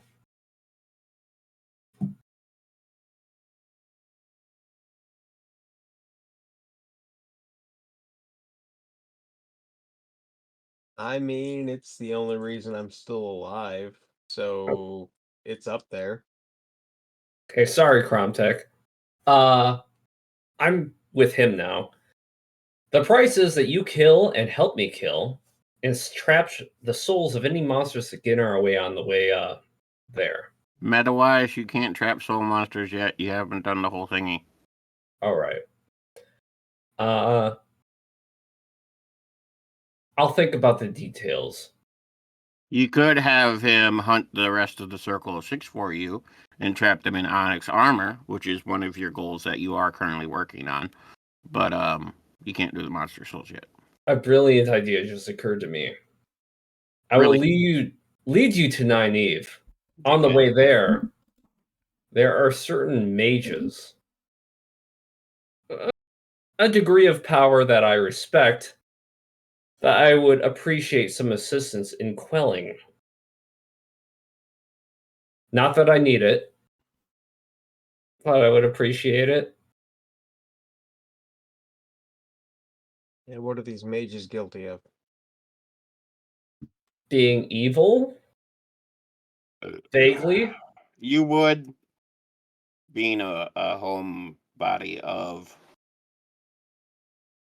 Barntome, you would know who the Circle of Six are. Okay. They're popular dark sorcerers. I list them off. Throughout this time, I want to call the server and be like, I need at least 2 more. Like, this is going to take a while.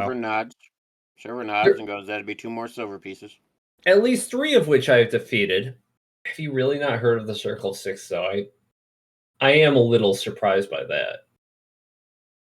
Oh no, like Manbear was saying, I probably heard of them. Yeah, you would, especially with your backstory, they would be on your list of people to kill. I chime in. I'm like, Drusilla, please continue. I have no idea what you're talking about. Jokingly. Yeah. At least someone here can appreciate the details of a fresh story. Anyways, let me regale you. At least 70 years ago, a little bit earlier than that, a pact was made amongst 7 great mages. And they were great, far ahead of the time amongst their peers. They realized their potential, their power. They ascended to the ranks, and they eventually departed from whatever aristocracy their peers had created. They became Dark Lords. The new order that they created was not appreciated. They had to become outcasts themselves. They became known as the Circle of Six, each specializing in a certain field of magic. I thought you And said the there were great- 7. No, there were 6. You Sorry. said 7 2 seconds ago. Well, I'm the 7th one. You weren't part of the pact, like, at all. It was the Circle of Six, right? Anyways, the Circle of Seven. It's That's the what you're Circle of talking. Seven now. Anyways, the Circle of Seven. Sorry, I've been in a coma for a while, or stasis. No, you just got teleported through time. The Circle of Seven were so powerful and It's grand. the Circle of Six. You try. Yeah, that's what I was fucking saying. Anyways, the Circle of Six. Before you guys corrected me incorrectly. I was asking because you said there's 7 mages, and I'm like, wait, who's the 7th one? Circle of Six. Stop questioning me. It's the Circle of Six.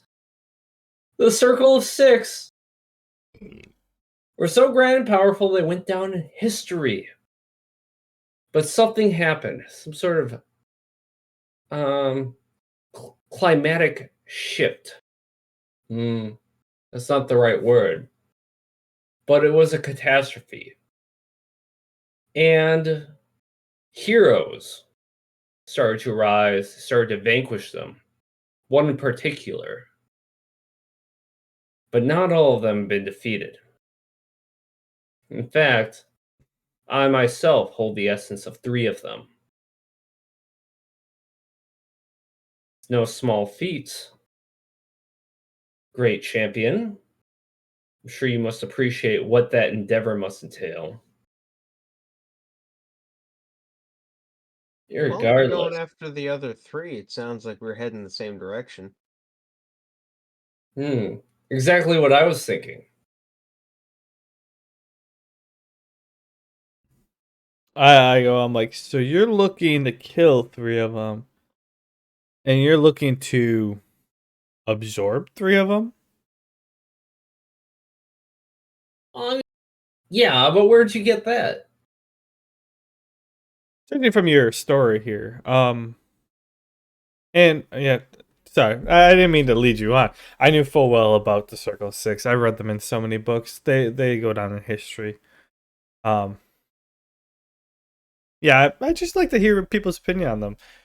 You know, all my perspective from them is just the books I've read, but it's good to get a first hand experience or impression of them. Personally, I'm a big fan. I can tell. But progress does require new names take the pedestal, and I will be that new name.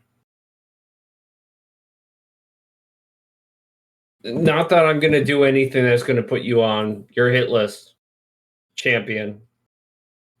You don't know about the hit list, not unless he actually explains it to you. Okay. I just mentioned, what's her name? The stone lady that I don't know is dead yet, and the Yep. Circle of Six. Okay. Those are the only names I've mentioned. Okay, well then I just blurted out. I will be the new great evil. And we're gonna run into a similar situation that we had with frickin' Talos.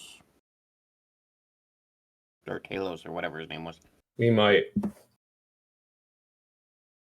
Oh, but what I'm doing, sorry. Sometimes my mouth just runs. You might need some time to process that. I chuckle audibly.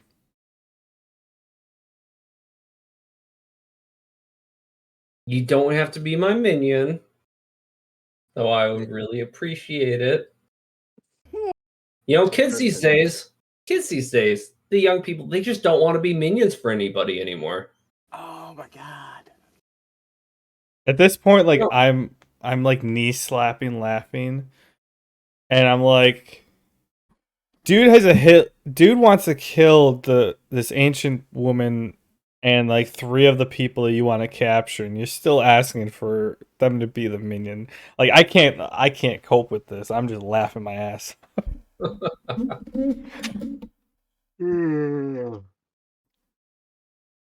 Okay.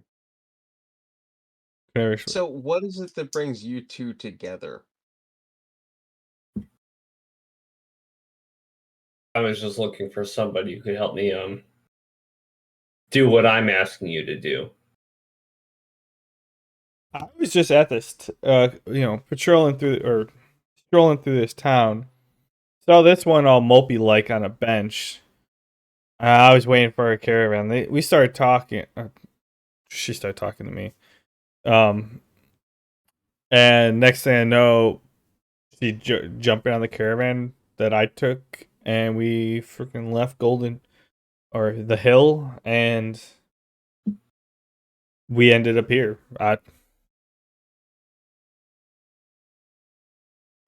kind of like open up the book. I'm like, are either of you headed towards insert direction here, or are you guys headed this way? Because I might want to go with you, or I'm headed that way too. If you want to. So Share a cab. meta-wise, Drusilla, you are heading towards the same mountains because that's where the Shadow Man is, and that's where Sarah ran off. And you feel that the Shadow Man might be a member of the Circle, but you're not sure. So that's why you two were getting on the same caravan in the first place, because you were both heading in this direction. Okay, I forgot. Champ. Ben, are you okay with that? I mean, it's the first lead I've had the whole time I've been here. Hey, cool. Hold on. You don't speak for both of us. Hello, my name is Cromtech. I once was a scholar. Worked in the library. There was this fancy crystal. smashed on the ground. I burnt the town down. Now I'm here. What about your backstory? Like, I can tell you've killed a lot of shit, but like, we have to at least throw it all on the table. I mean, this one here constantly talking about how she's going to be the next evil ruler of the world. So like, it's not hard to get her story. But like, before I can ride with you, like, what's your story? I'm looking to kill the woman who betrayed my tribe and the sorcerers responsible for my tribe's destruction. Fair. How far have you made it? Or is so? I take it that's Nynaeve.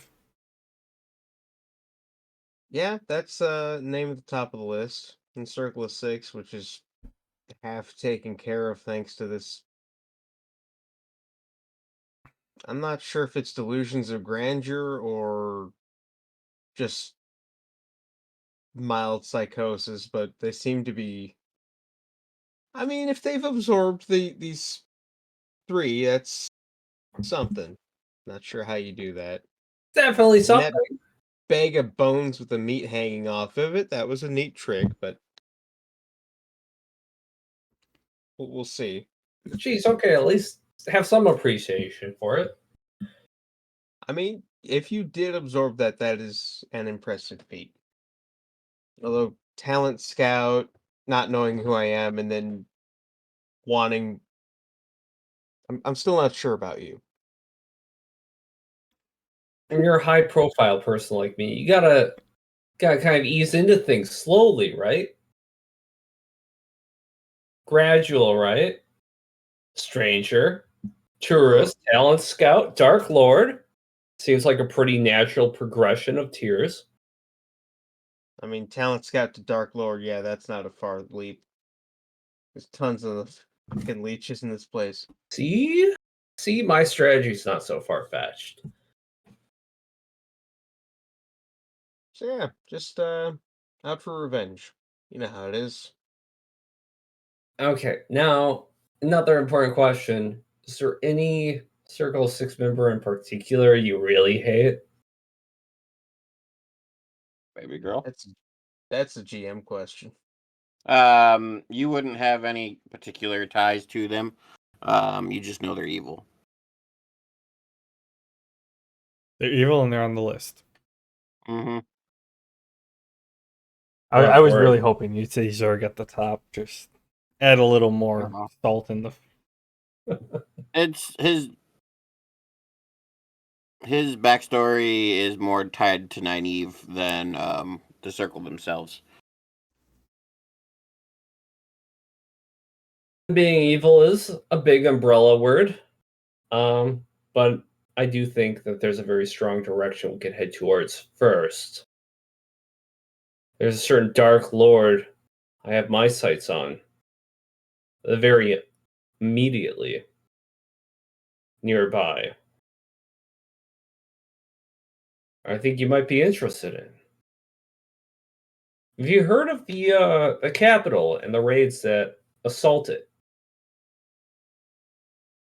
You would have general knowledge. I know a little bit.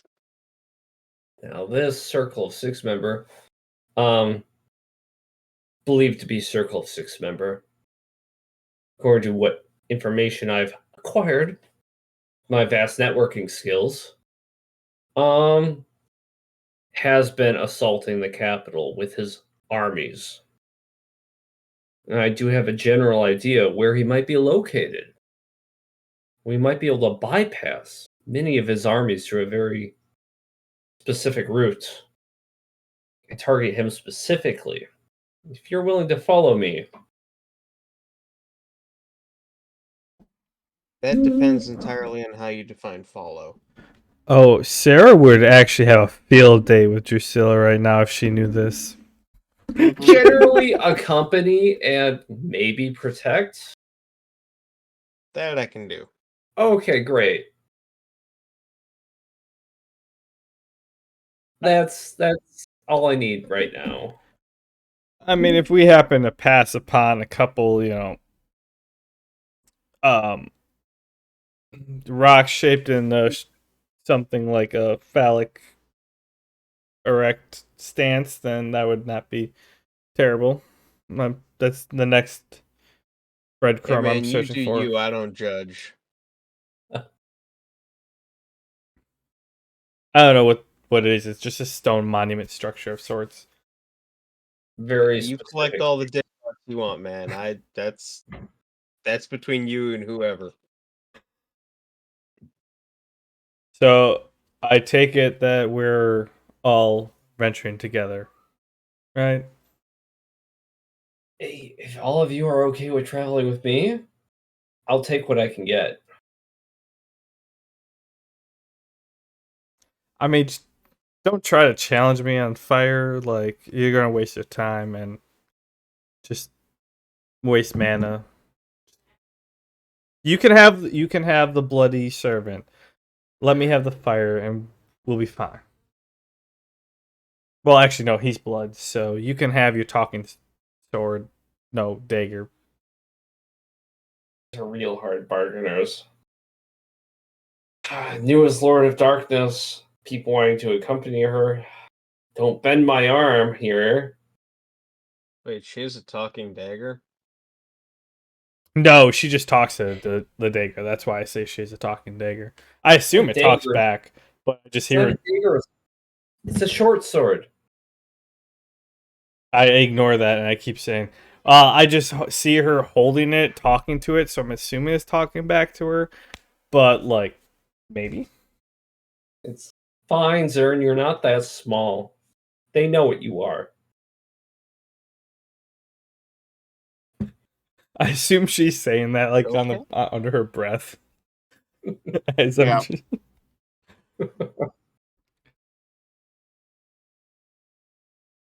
Exactly.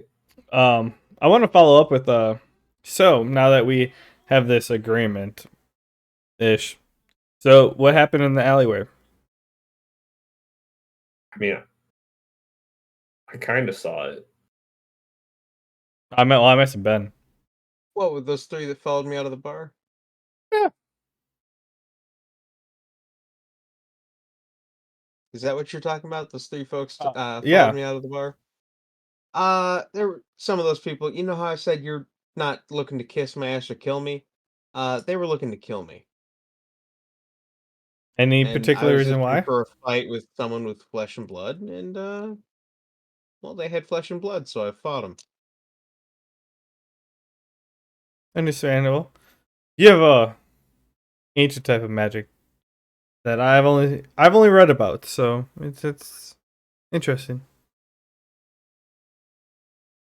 Yeah, it just say it runs in the family. But why would you want to leave all this? I mean, you do have people that you want to take care of, but like Oh my ass. it sounds like you have a pretty good setup here. I mean, yeah, if you want to get soft, I came here to train. It's too comfortable here now. Same routine every day. The fights, the booze, the women, it gets old. Now I feel I've trained enough. I'm looking to take some of these bastards out. And you guys are the first folks came through that aren't shaking in your boots at me. Mhm. Yeah, Give her a definitely. second. So Uh, I figure it might be worth my time joining. that's understandable. Shaken. Well, you didn't see her earlier, but like, Definitely not worried at all. I try to cut off Kromtech. Um, Still with nothing but confidence. My eyes and ears, again, expansive, have notified me of your exploits. I'm well aware of what you're capable of, and totally not terrified. It's okay. The blood won't hurt you if you aren't hostile. I want to before we like, I inform the waitress that I'm just gonna crash upstairs because I don't feel like trying to find a room after this She conversation. tells you it'll be 5 silver for the night. We Done. can crash at my place. Oh, never mind. I guess I'm sleeping with the champion tonight. Phrasing. Boarding. We'll be rooming together. I want to like. So it doesn't matter if it happens here on the walk back, but I want to like ask about what kind of magic that he knows of in like the arena, because someone appeared randomly and accused me for something, and wondering like how they would know if someone was trying to influence the battles, if he knew. I'm not really the magic type. I guess sometimes people try and like throw sparks and fire and thunder at me, but well, You're they don't cast as well when their jaw's broken. you were using magic in the arena? I thought that person was just being rude. No, I was. I wasn't using magic. I said they accused me for something. Oh, they were just being rude. Okay. Well, at least I What a thought so.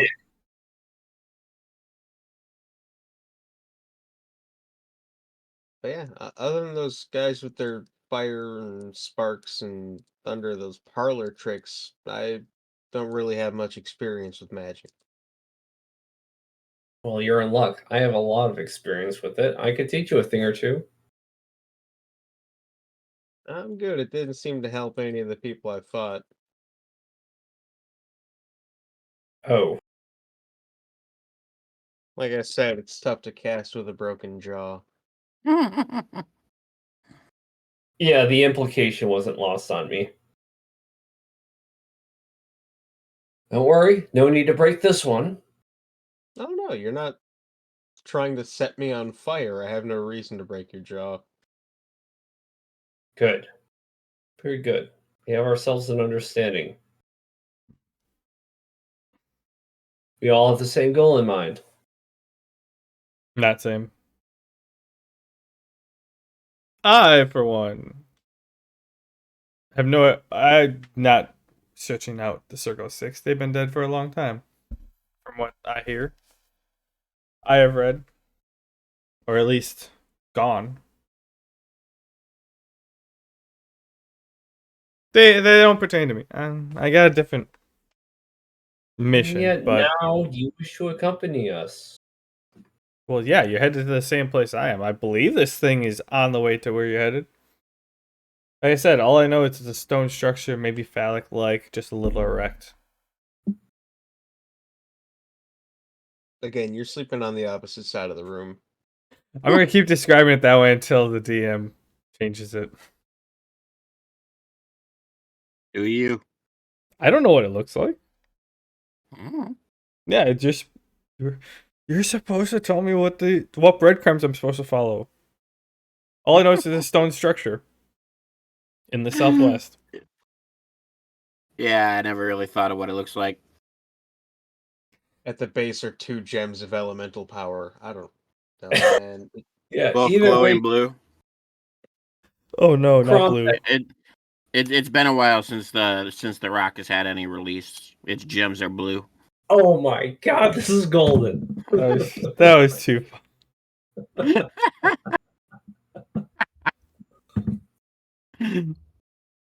Alright. I'm following these people. What the hell am I doing? That was the We DM. will That wasn't flow. even me. I wasn't even. We will flow towards this rigid structure you seek. Drusilla might enjoy it. I was making the joke on the fact like the Washington Monument. It's generally a phallic structure with a type of thing, but like anything just tall and pointy monument style or obelisk style like that can be referred to as a phallic structure. Yeah, it can be, but if you're gonna say phallic around me, you know exactly where my brain is going. Well, I was waiting for you to correct me. Didn't have anything to say about it. Okay. It's canon now. Yep. But yeah, I like. Well, I'm following you at least for this chapter. Unless we have to go separate ways, but yeah, until then, might as well fight some stuff off with accomplices versus or acquaintances versus by myself. Could never hurt. At least until you get your rocks off. Well, Give him a little point. Yep, fair. All right. I got nothing. You guys are too good at this. Yeah. So I'm assuming that last part was like the last chunk was on the way back to Ben's room. Okay. Oh, was it? Ben's room is in the Church of Slaughter. Yeah. A Well, nonstop deluge of puns on our way to the Church of Slaughter. Mm-hmm. he said that we could crash at his I place. know, I was listening. Oh, okay. I was listening. Yeah. It's So, fine by me. I take them back to the champion suite. You do that. You go back. By my own couch. Sorry. You go back and you guys crash for the night. Ben doesn't have a fight tomorrow, but he does have a big tournament in like a few days. I Ben, believe I mentioned it last week that there's the big tournament coming up that everybody can sign up for. Oh yeah, Drusilla wanted to sign up for that, didn't you? She did. I mean, that was before the champ walked into this hole in the wall bar that we happened to be staying at. Ben, Why have you not? considered maybe? I don't know. I wasn't expecting to run into him. Oh no, I was that was sorry, I was talking meta wise. Ben, have you maybe considered oh, canceling this tournament and just hitting the road with us? I mean, that was the plan. Okay. I just wanted to, take advantage of their hospitality one last night before hitting the road. Sounds like a plan, and it'll catch all of those tails off guard. You know, the people who followed you and whatnot. They're probably going to be expecting you to participate in that. Plus, I mean, there's a new champion, that arm wrestling guy.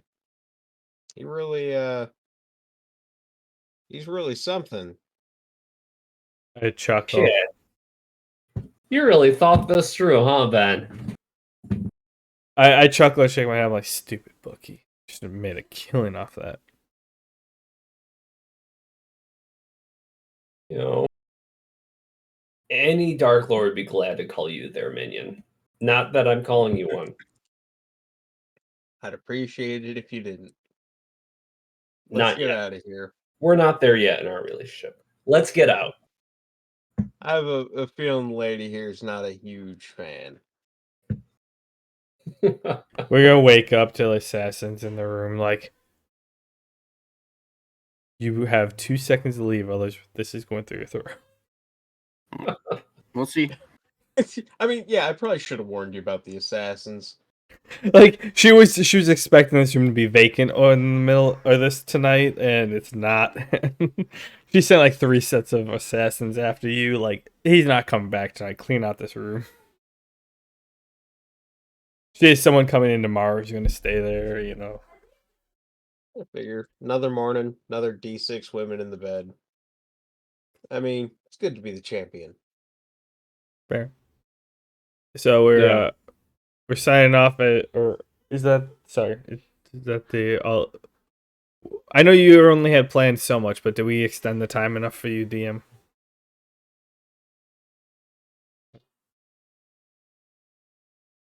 I don't. I'm pretty sure I ran my mouth enough to extend it enough, right?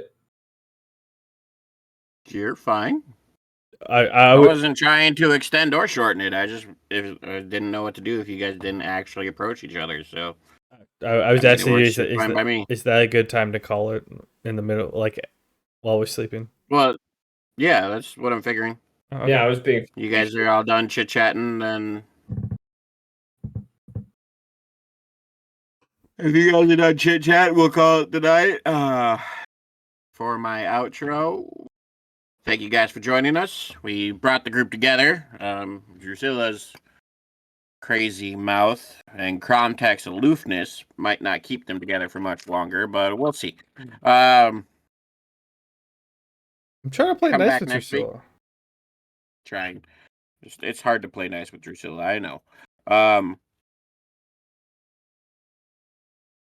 Next week, we'll see if the group manages to just leave or if something else comes up and stops them from heading out for their goal. Join us next week, possibly Wednesday or Thursday. I think Thursday is what we're aiming for. We will not be on Friday next week, as far as I know.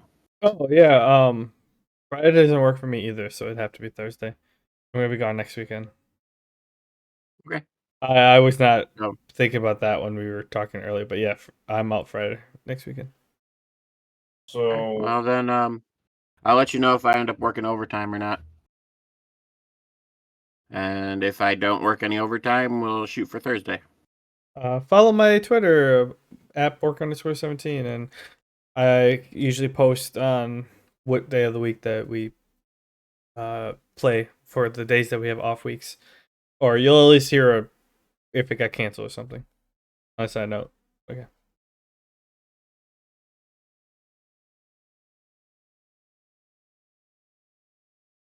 good. Send us off, DM. I just did.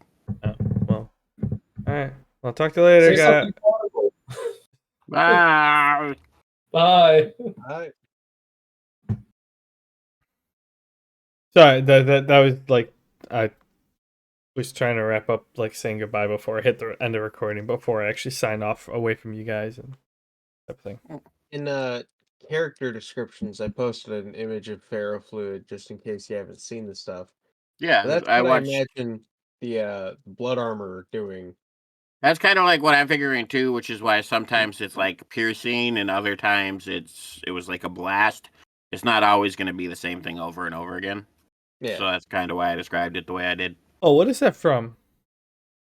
It's Oh. like oil with metal in it, and they use magnets to make it do that. Ferrofluid? Yeah.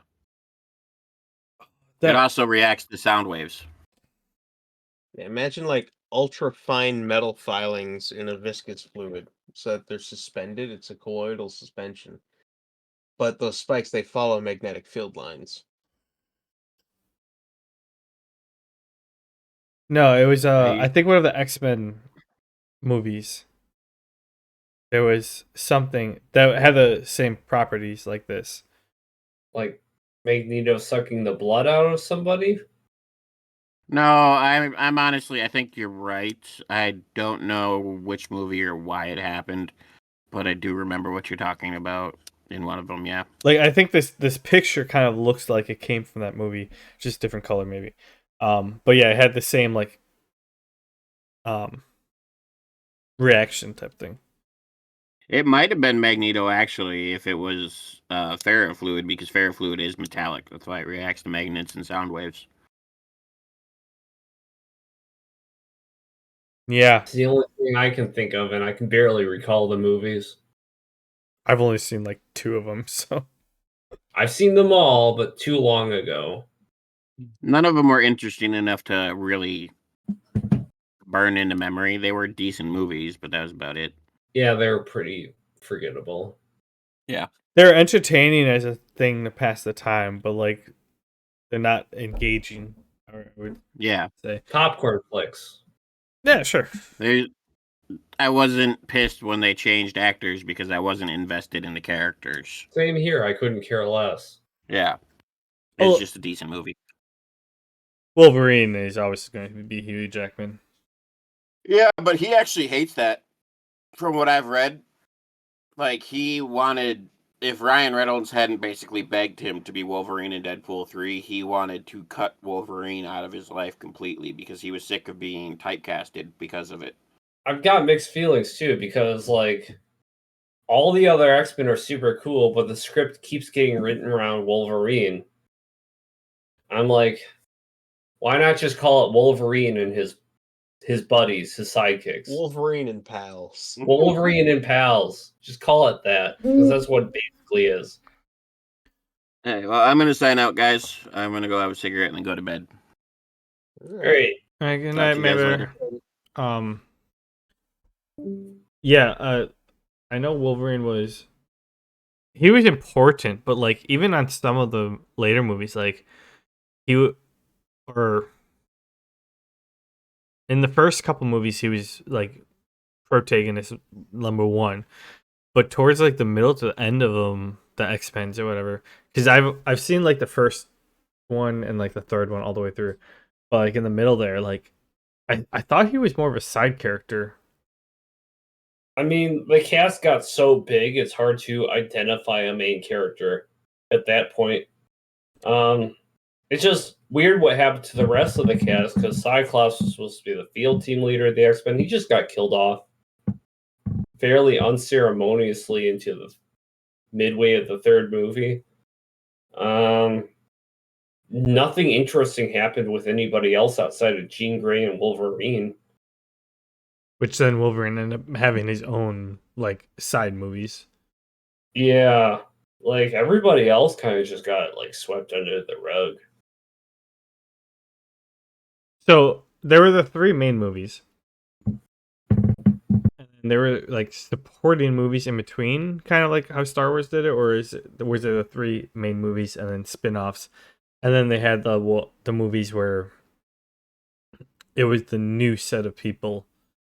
Like Confusing because Sony doesn't really know what it's doing with the property. oh, Yeah, so Sony had it for that whole time, by my understanding. Disney generally tries to make everything under its own house, even though it doesn't have the best plans. But Sony was doing its own thing for a while with X-Men. Even during the Avengers movies that Disney and Marvel were doing. yeah, because And I mean Deadpool flat out stated it. Granted, like probably doesn't help the relationship between Disney and Sony. But Deadpool, they were like talking like, yeah, we'll try. Like, how come we can only get this one X-Men person instead of the whole field? Because Sony wouldn't allow them to. yeah, it was kind of a mess. I mean, Sony's still a mess. You mean look at Venom, look at Morbius, look at the Craven movie. Yeah, it's Morbid time. Look at the Craven movie that's about to come out. Sony's just taking what it's can get and just running with it. Like it's not true to the comics, and it doesn't really care, and it doesn't really matter because it's all it has. Like it has these properties, it needs to do something with them. It's just going to make up stories for them. Which it's fine if they continue, like if they have like a set of writers making multiple movies, but like when they are trying to like start with the comics and move like and then just randomly move away from them, that's different. Because Sony, they're their whole reason why the new Spider-Man is so weird, right? I think so. I'm not super brushed up on all the specifics. Because I just know this kind of stuff in Hollywood isn't super uncommon. Like there was a Fantastic Four movie that was literally made just for copyright issues. There was a Fantastic Four movie that didn't go to theaters; it was straight to DVD. It was just done to maintain rights on Fantastic Four. They had to make something, and they did it. oh, that might be the one I hadn't seen. Wait, I only saw the first one. I didn't see the second one or the newest one. No, it's older. It's older. It's Oh. not fantastic. Well, so I know I'm a little confused with Spider-Man. Because like Sony owns the first three with Tobey Maguire. Yeah. Then there was one in between. Was it the Amazing Spider-Man where like they tried to take Spider-Man a different route, and I think it was Edward Norton that they had the main character. No, I mean, no, that wasn't Edward Norton. That was and that wasn't Edward Norton. I just can't remember the guy's name. But in that one, I remember like I saw it, and he didn't actually have the natural ability to spin webs or whatever, and he ended up making like canisters on his hand. But that one still is separate from the one that they tied into the Marvel verse or MCU. Yeah, it is different. Is the like Spider-Man's one of the ones that he didn't have his own movie before being tied into the MCU. He got roped in the MCU, and then they did their own movie for him. It was Andrew Garfield. That's it. Okay.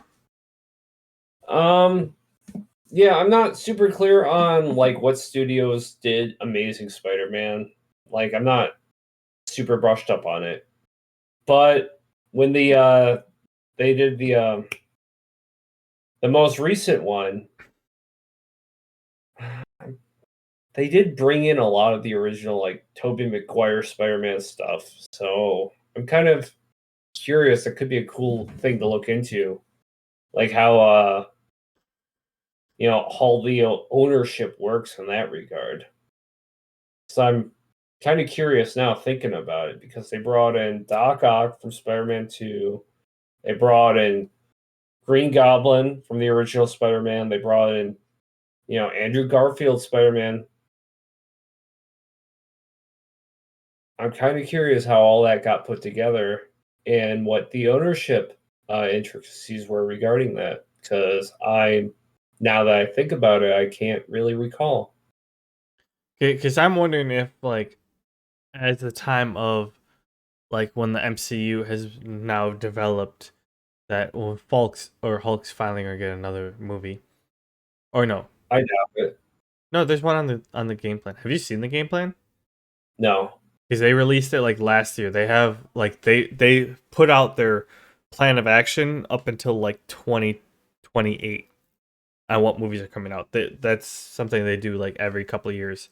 They're like, yeah, these are the next movies, and these are the timeline that they're gonna come out. Um,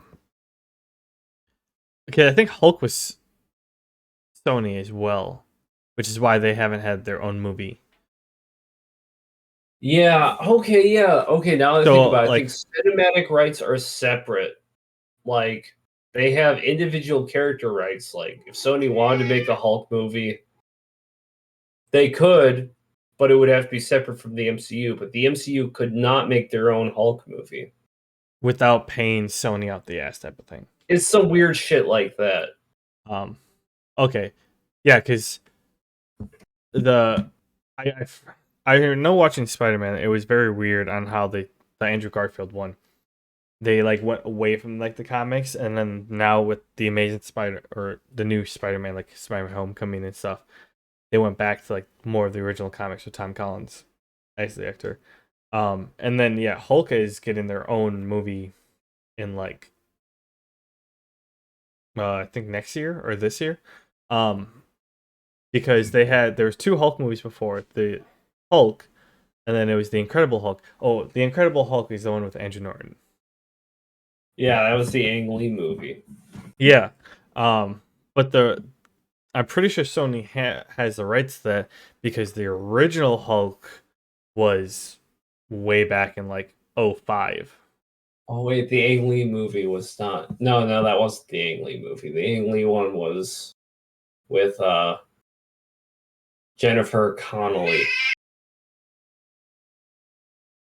and not Edward Norton. Yeah, the first one did not have Edward Norton. The second one was supposed to be, from what I heard, it actually came out before like the MCU actually was created in Disney Light type of thing. Yeah, because it but it's canon as far as MCU goes. yeah, but it was kind of like it was one of them like Captain America, Iron Man, Hulk. They had enough like introductory movies that they were able to create the MCU, but it was big a big thing because the person playing, or Edward Norton, who played the Incredible Hulk, didn't actually show up for like the Avengers because like Yeah. Edward, it was kind of like how Iron Man, he signed like a 10-year contract to do X amount of movies and stuff like that, and then after that, then they had redid the contract. Well, like from what I heard, like Edward Norton did the first one, it did very well, and then he was supposed to go on to the Avengers and do that, but then I guess he's like, yeah, I know this is in our contract, but I want more money, and then Disney's like, well, see ya, and then they hired Mark Ruffalo. Is that who it is? Yeah. Which is why he's the one playing Hulk in their Yeah, he Avengers. probably wanted more money because he's Edward Norton, but he also had creative differences and probably wanted to steer the ship a little bit.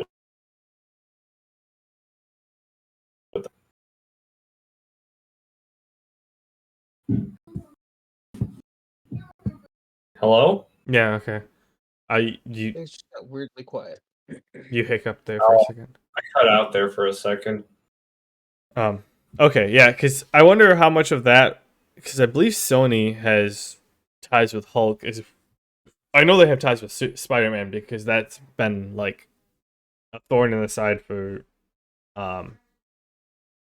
Disney for a while, and people in like fans of the comics have complained about it because like Disney can't just full on do Spider-Man movies without Sony's permission. But I believe Sony has like the similar stuff with the Hulk because they back in like the early thousands, they like, hey, these are two like cool superheroes. Let's make a movie based on the books. And then later Disney's like, yeah, let's make the MCU and stuff like that. And then Sony's like, well, it sucks. They're mine. I made them first. Yeah, comic book character ownership is very weird because it doesn't seem to apply to video games though. Because like video games can incorporate as many characters as they want, it seems like, but movies can't, and comics have their own thing going on. Well, I think with the video games, it's that one. It's just like, yeah, as long as you pay the person who owns the character rights or whatever, as long as you pay them, the owner doesn't care.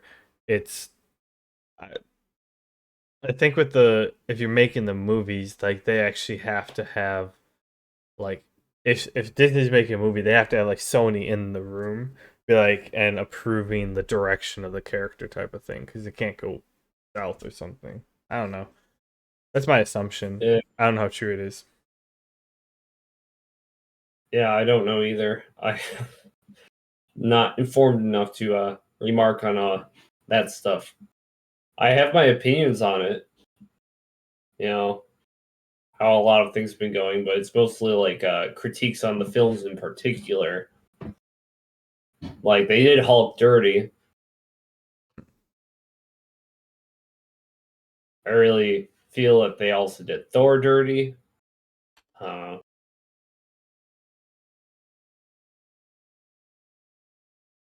Tying in the cinematic universe to TV shows was kind of a big mistake. Wait, what TV I feel shows? you haven't heard about Disney Plus Well, I mean, yeah, I have Disney Plus, but what TV shows? streaming shows. There's She-Hulk, there's Loki, there's Oh, those WandaVision. ones. Oh, yeah, that's just that's the MCU being tied in. Okay. But Yeah, that's like Disney's thing though, because like my my critique on that is like look at Star Wars. It's a way of adding filler that they don't have to devote an entire movie for.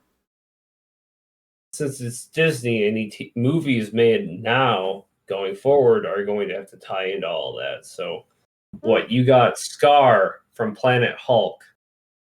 He was basically an afterthought at the very end of She-Hulk. He just got introduced and then left. Hulk, Planet Hulk, kind of just happened at the end of Thor Ragnarok or midway into it. That entire story done. Can't really explore that a whole lot further. You should definitely take a look at the timelines. Because they post it. I think they talk about every couple of years. Yeah.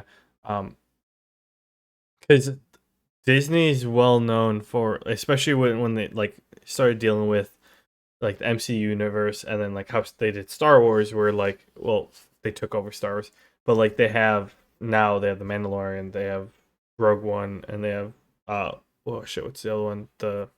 They have the newer show spinoff. Like they're known like, hey, we want to make a series or like a movie about this character, and they'll just like kind of throw it into the one of these movies to introduce them, and that's all they need, and then they'll just write off on something else. And they do the same. They do the same thing in Star Wars that they do in MCU movies and stuff like that. And it's just a way of like they find what they do that with a couple different characters. They find which one has traction of sorts, and then like, oh yeah, people responded well to that one.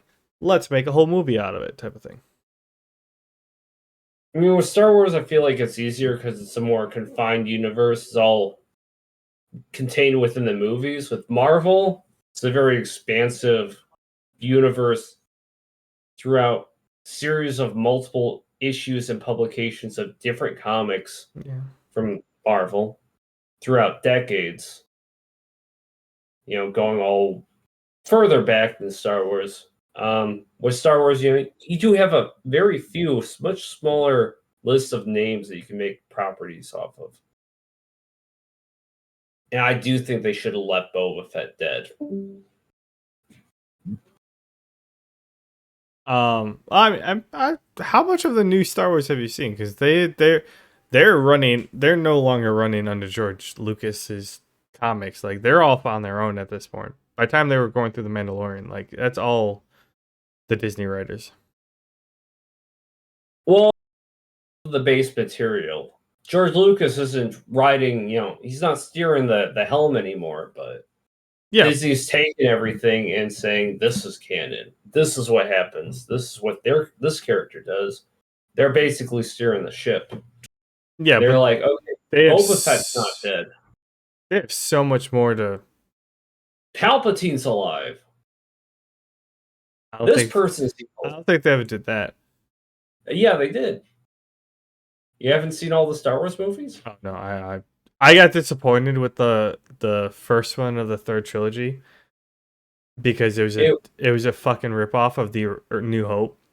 Like consider yourself lucky. No, And I'm gonna why? suffer through them because I really want to watch the TV shows because I've seen bits and pieces and they're really good.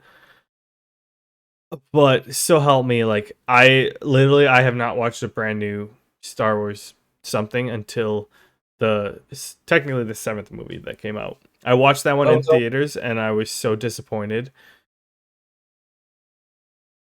Well, keep the bar where it's at. I'll just say that because it doesn't get better. Oh, like I'm literally in a Discord group that like two of them, like at least two of them are huge Star Wars fans, and I told them and they're like, yeah. I'm like, I haven't seen the rest of the third part of the trilogy. They're like, yeah, you don't have to. Just watch the other stuff because those are trash. Like that was them first getting into making Star Wars stuff, first writing their own stuff. And then now they're doing their own thing. But the big thing with the Star Wars one though is like with Marvel, they're still moving forward in the timeline.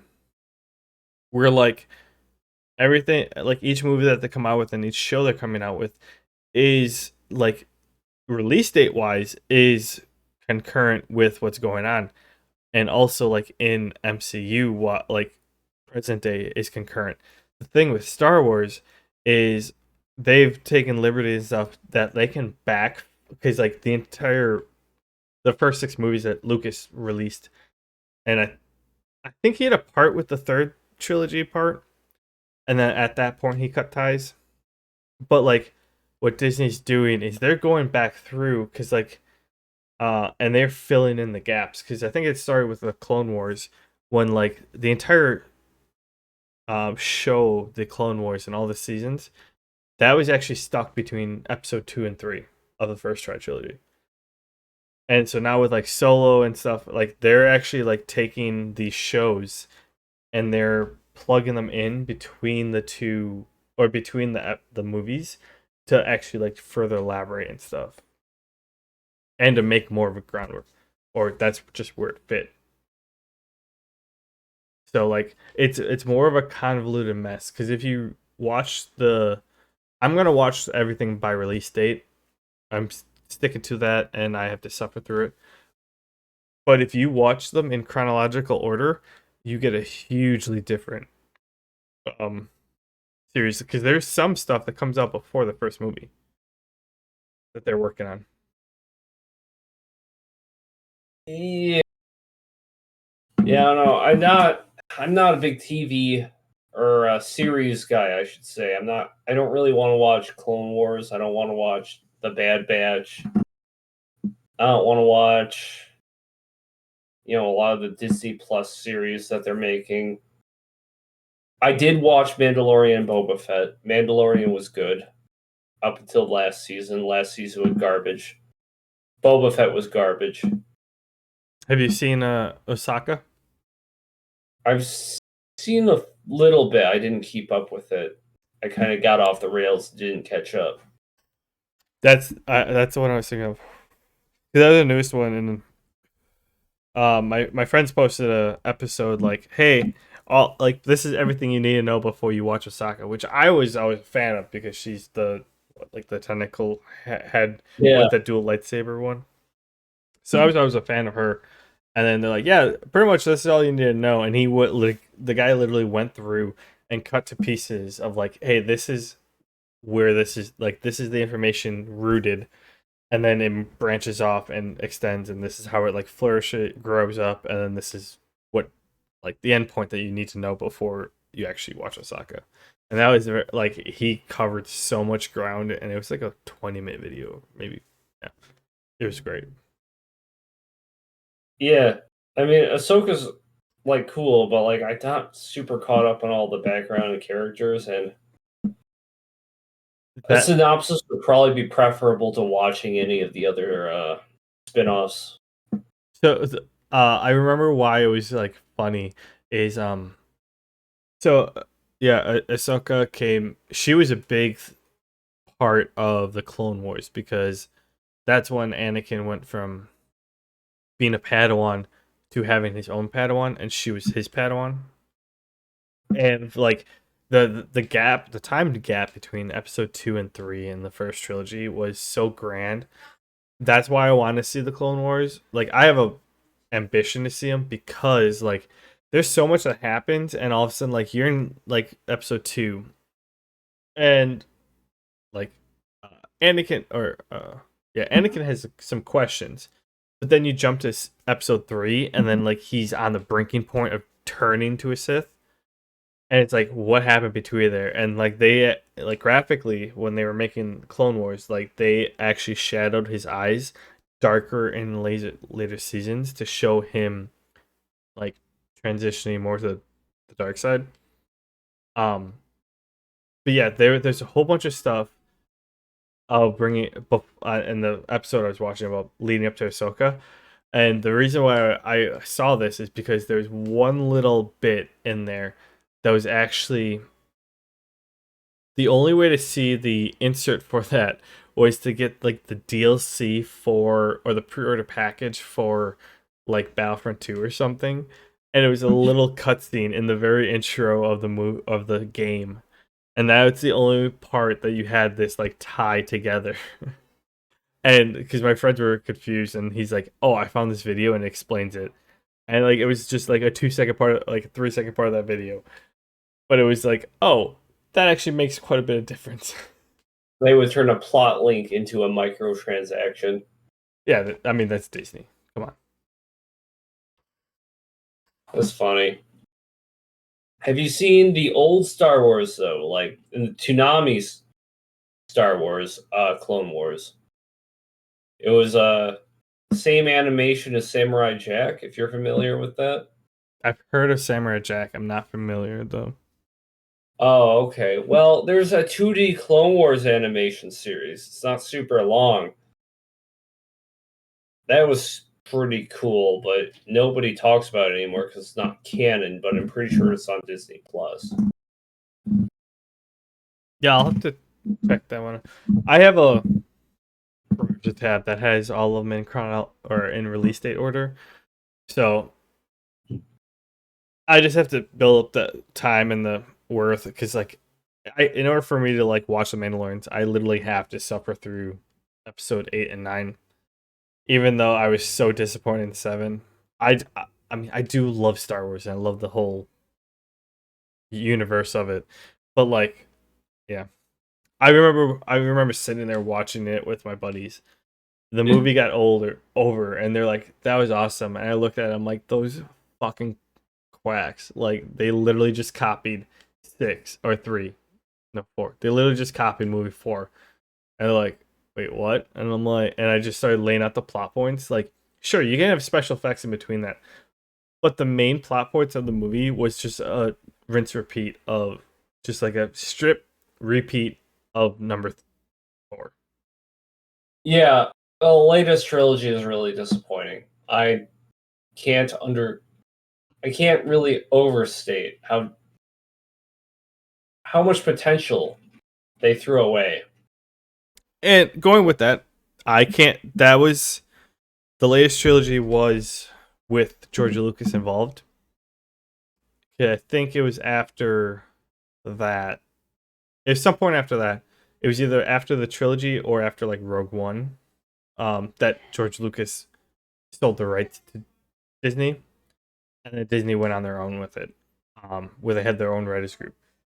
But so like, who's to say how much of like Episode 7 was George Lucas's fault and how much was Disney's fault?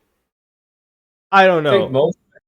most of it's Disney's fault. As far as I'm aware, Adam Driver is basically on record stating the plan with him and the director was for Kylo Ren to be a bad guy through and through, and the producers butted in and be like, "Let's make this a one of those redemption stories." Well, so like I don't know the um Oh, right, you haven't seen them. I don't know 8 or 9. I only know 7.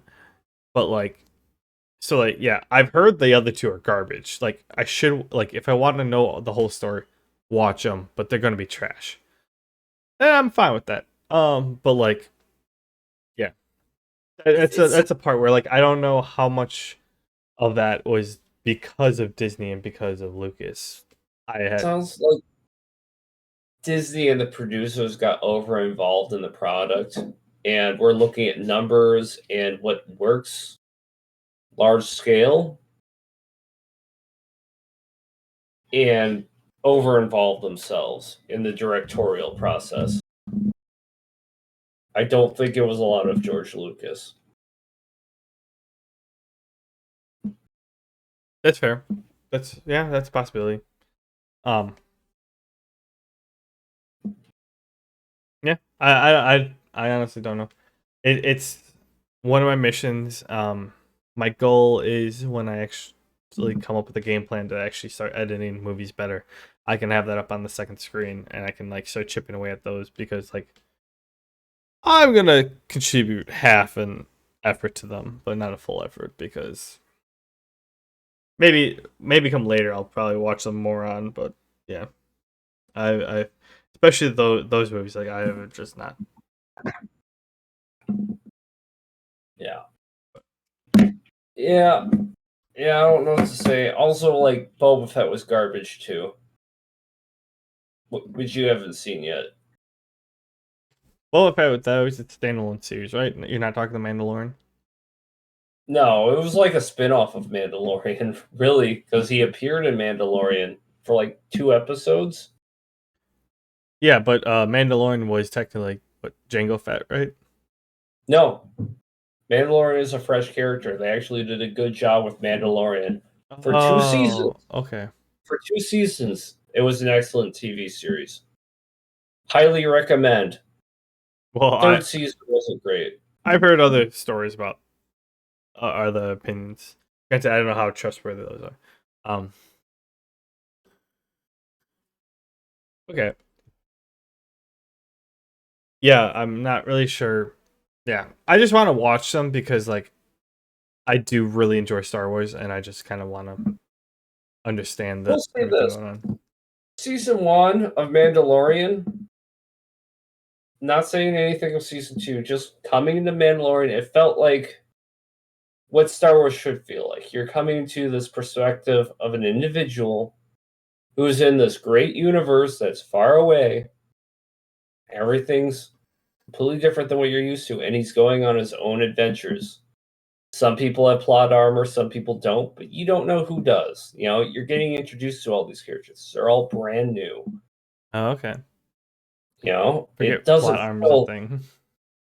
it doesn't feel super formulaic, is what I'm saying. It doesn't feel like it was spit out by a machine.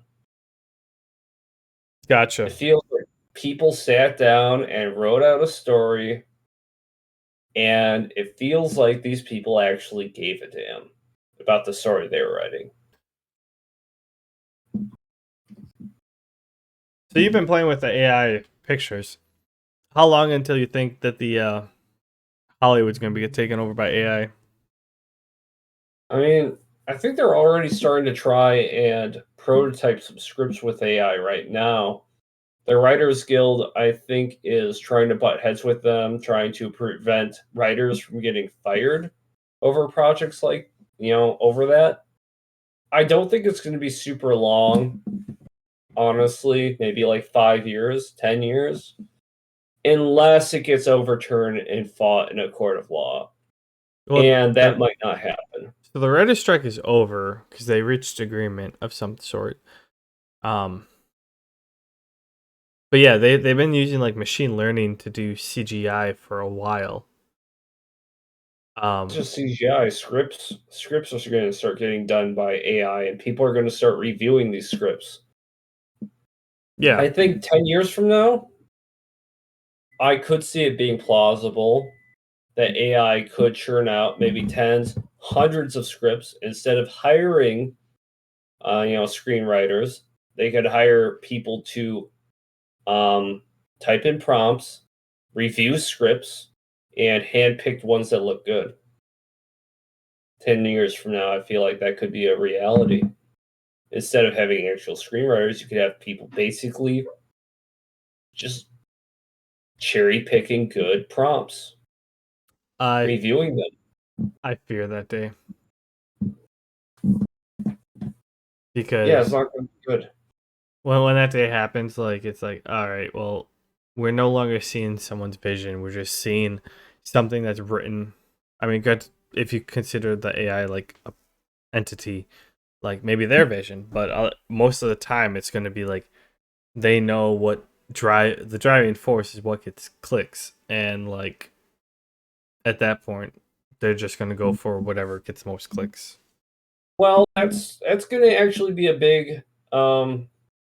I'm seeing that being a big decisive point is whether or not that takes off. Is whether the money in saved by like not hiring all these people is worth it, because there will still be studios and people making and writing scripts, and whether or not viewers can distinguish that, viewers give a damn, whether or not indie film studios start selling better than AAA studios, who's to say? Because they start doing this shit. They start, creating prompts, writing these scripts, churning out these movies. This shit doesn't sell well because it's from AI, and the shit that does sell well is written by actual people from smaller studios. This whole thing goes out the window and they start going back the way it was. Yeah, so I'm more or less referring to like you're still talking like that part. I'm more or less going towards like animated movies where like if you deal with scripts and stuff and you're talking about like, oh yeah, so you get a script and you still need actors and actresses to play it. But if you're talking like animated series, like if an AI can like you give them a week and they could churn out an entire script with with all the animations and movie like CGI versus like a whole 9 months worth of production. it'd probably be like a month worth of AI like crunching versus 9 months of production. I could sort of see like people just going for it just because okay, if I get one, like it's let's say at that point you get 12 movies a year. If one of them kicks off, that could literally pay for the entire year, and then you're like, all right, I'll just rinse and repeat for the next how many years, and after 10 years, then I'm set for life and I can retire type of thing. Yeah, I think that's how things are going to wind up being at some point. People are going to, the power to create these properties is going to just be so free. People are going to create movies, they're going to create TV series, animations, so they're going to submit these creations to studios. Studios are going to cherry pick, hey, this one looks good. Hey, this guy just prompted a bunch of shit that doesn't make any sense, throw it away. And there's not going to be any creative process. It's going to be a bunch of generations, going to be a bunch of studio heads picking out things that they like, submitting them to the higher ups. It's just going to be a filtration process all the way up. There's not going to be a creation process. It's just going to be a bunch of people being like, this looks good. I'll show it to my boss. Boss says, this looks good. I'll show it to my boss. And then the shit that actually gets to streaming services, theaters, if it's animation based, I could see it all just being something that got submitted by somebody that got approved all the way up the chain. Yeah. But yeah, that's a interesting thought on. Yeah, it's definitely gonna be interesting going forward to, because imagine if like what we were talking about before with the copyright stuff, where people like real life heads on people's bodies and stuff like that. Like you'd have to AI generate random people, which is very possible, but like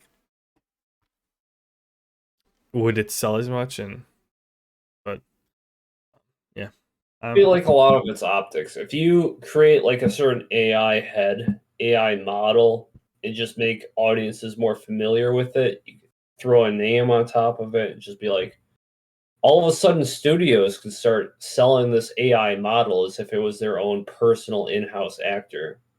Instead of trying to hire an actor like Bruce Willis or literally anybody, you'd be like, hey, can I hire your AI actor to be in my movie? yeah, It's so endeared and familiar with audiences. Studios are going to be paying for ownership rights for their own franchises. based upon an AI generated person. Yep. I could see that being a reality. It's crazy to think about. But all right. Well, I'm gonna sign off and hang out the in-laws for a little bit. So All right. I think the Badger game's still on. Did you have any time for Smash this weekend? Talk to me either tomorrow night or when do you go to bed? Send me a text either tomorrow night, otherwise Sunday I could. I know I stream Sunday nights with Jay Booty and we play Minecraft. Before then, I probably could play some Smash. If I convince Smash Katie to let me play earlier. Oh, okay. Yeah, no, I probably could do. I mean, I'm pretty much free Sunday, depending on what she's doing. Yeah, just. Oh no, we're not playing. We're playing Smash or we're playing Minecraft on Monday. So yeah, I probably could just jump on and play an hour or two because I could just talk to you on my phone at that point if I'm not streaming. Yeah, shoot me a message and let me know. And if anything, I probably could get Katie and we could play like threes or something or put in a bot. I'd be down. 2v1 maybe? Katie's a lot better at Smash than I am. Serious. Well, I mean, she's not as good as like Manbear, but she's better than I am. 2v1 then. As long as you don't get bored, because I know we're getting bored playing against me. I think if Katie's better than you, 2v1 could feel kind of fresh. Fair. No offense. You got room to grow. I'm sure you will. Do you know how many hours I have in Smash? Probably less than 200 or 300 in my entire life.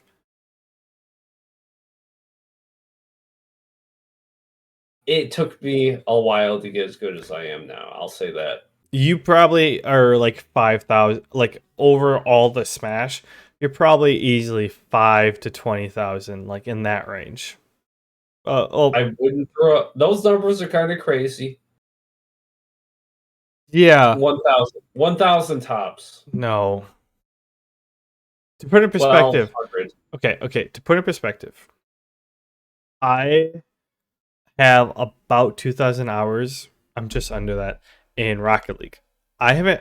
I first played Rocket League when I built this computer, which was 5 years ago, and that's about playing like 2 hour. Like I think 2 3 of the years it was like literally playing like 2 hours every night. If you were playing like 2 hours a week since Melee, you would still be probably almost double my time.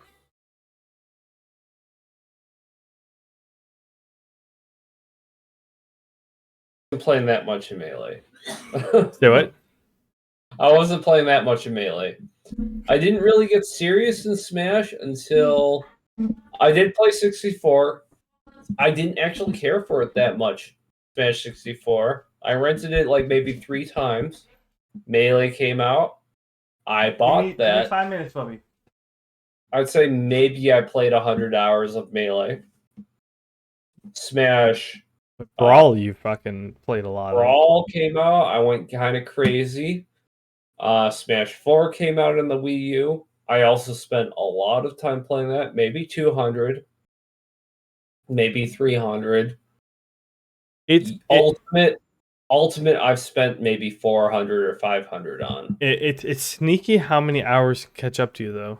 I mean, you are pretty godly at games. That I do have to say, because like you played enough of like Dark Souls stuff that you can beat that in like 72 hours.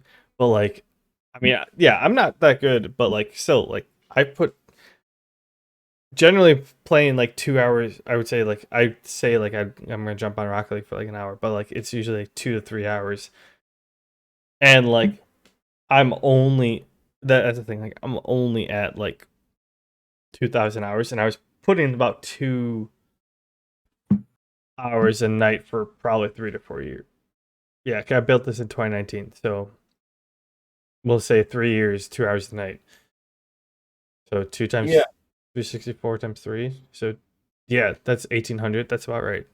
That's about 2. I definitely I won't debate it. I have a lead on you in Smash. I definitely have invested a lot of my time in that game. But I will say I'm not a natural talent. I'm a tryhard. I really did have to work my ass off to try and like adapt a lot of the mechanics to my playstyle. Yeah, I mean, there's a whole other part of it. Like, are you playing to just play, or are you playing to get better? Because like when you're playing to get better, like you're actually processing and thinking of it in a different way versus like I'm 8 and I'm playing this because I hit people and I'm just gonna fucking hit people, and as long as I hit people, I'm fine. Versus like when you're playing like 14 and you're like, oh, I want to win. These are the better ways of winning, and you keep processing. You try to figure out better ways, and so like there's like one person will get better at a much faster rate than the other one will. Things to talk about for me for Smash is the reason I got as good as I was because I thought the friends that I had were better at the game than they were. So And then we you would play overshot them. casually. Yeah, we would play casually. I'd be like, "Oh, okay. Well, I need to get better," and then I would destroy them, and then they wouldn't be able to play casually with me anymore. And then I'd find friends who were even better at the game, like, "Oh, I need to get even better." Then now, before I know it, all the friends I used to play with can't keep up with me, and Yeah. I can't play down to their level. I'm just like, I just got in my head and thought I kept needing to get better and better. And then before I knew it, I was like prepping for tournaments, and none of my friends were there. None of my friends could really even play on that level. Yeah, so you're option 2. Well, like, I mean, when I was playing on 64, I was what, maybe 10. So I was just still in the like number 1 stage, and So yeah, you're definitely like you're at least the part that you made the most traction. You were on the second one. So, but yeah, we'll talk about this on Send me a message. It would either be late tomorrow night.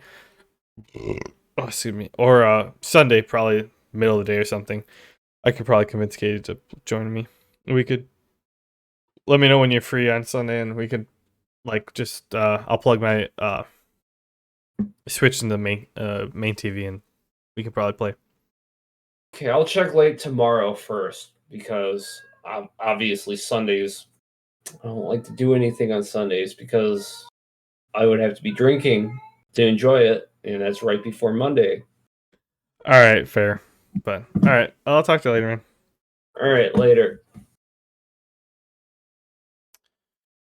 All right, everyone. I'm going to bed.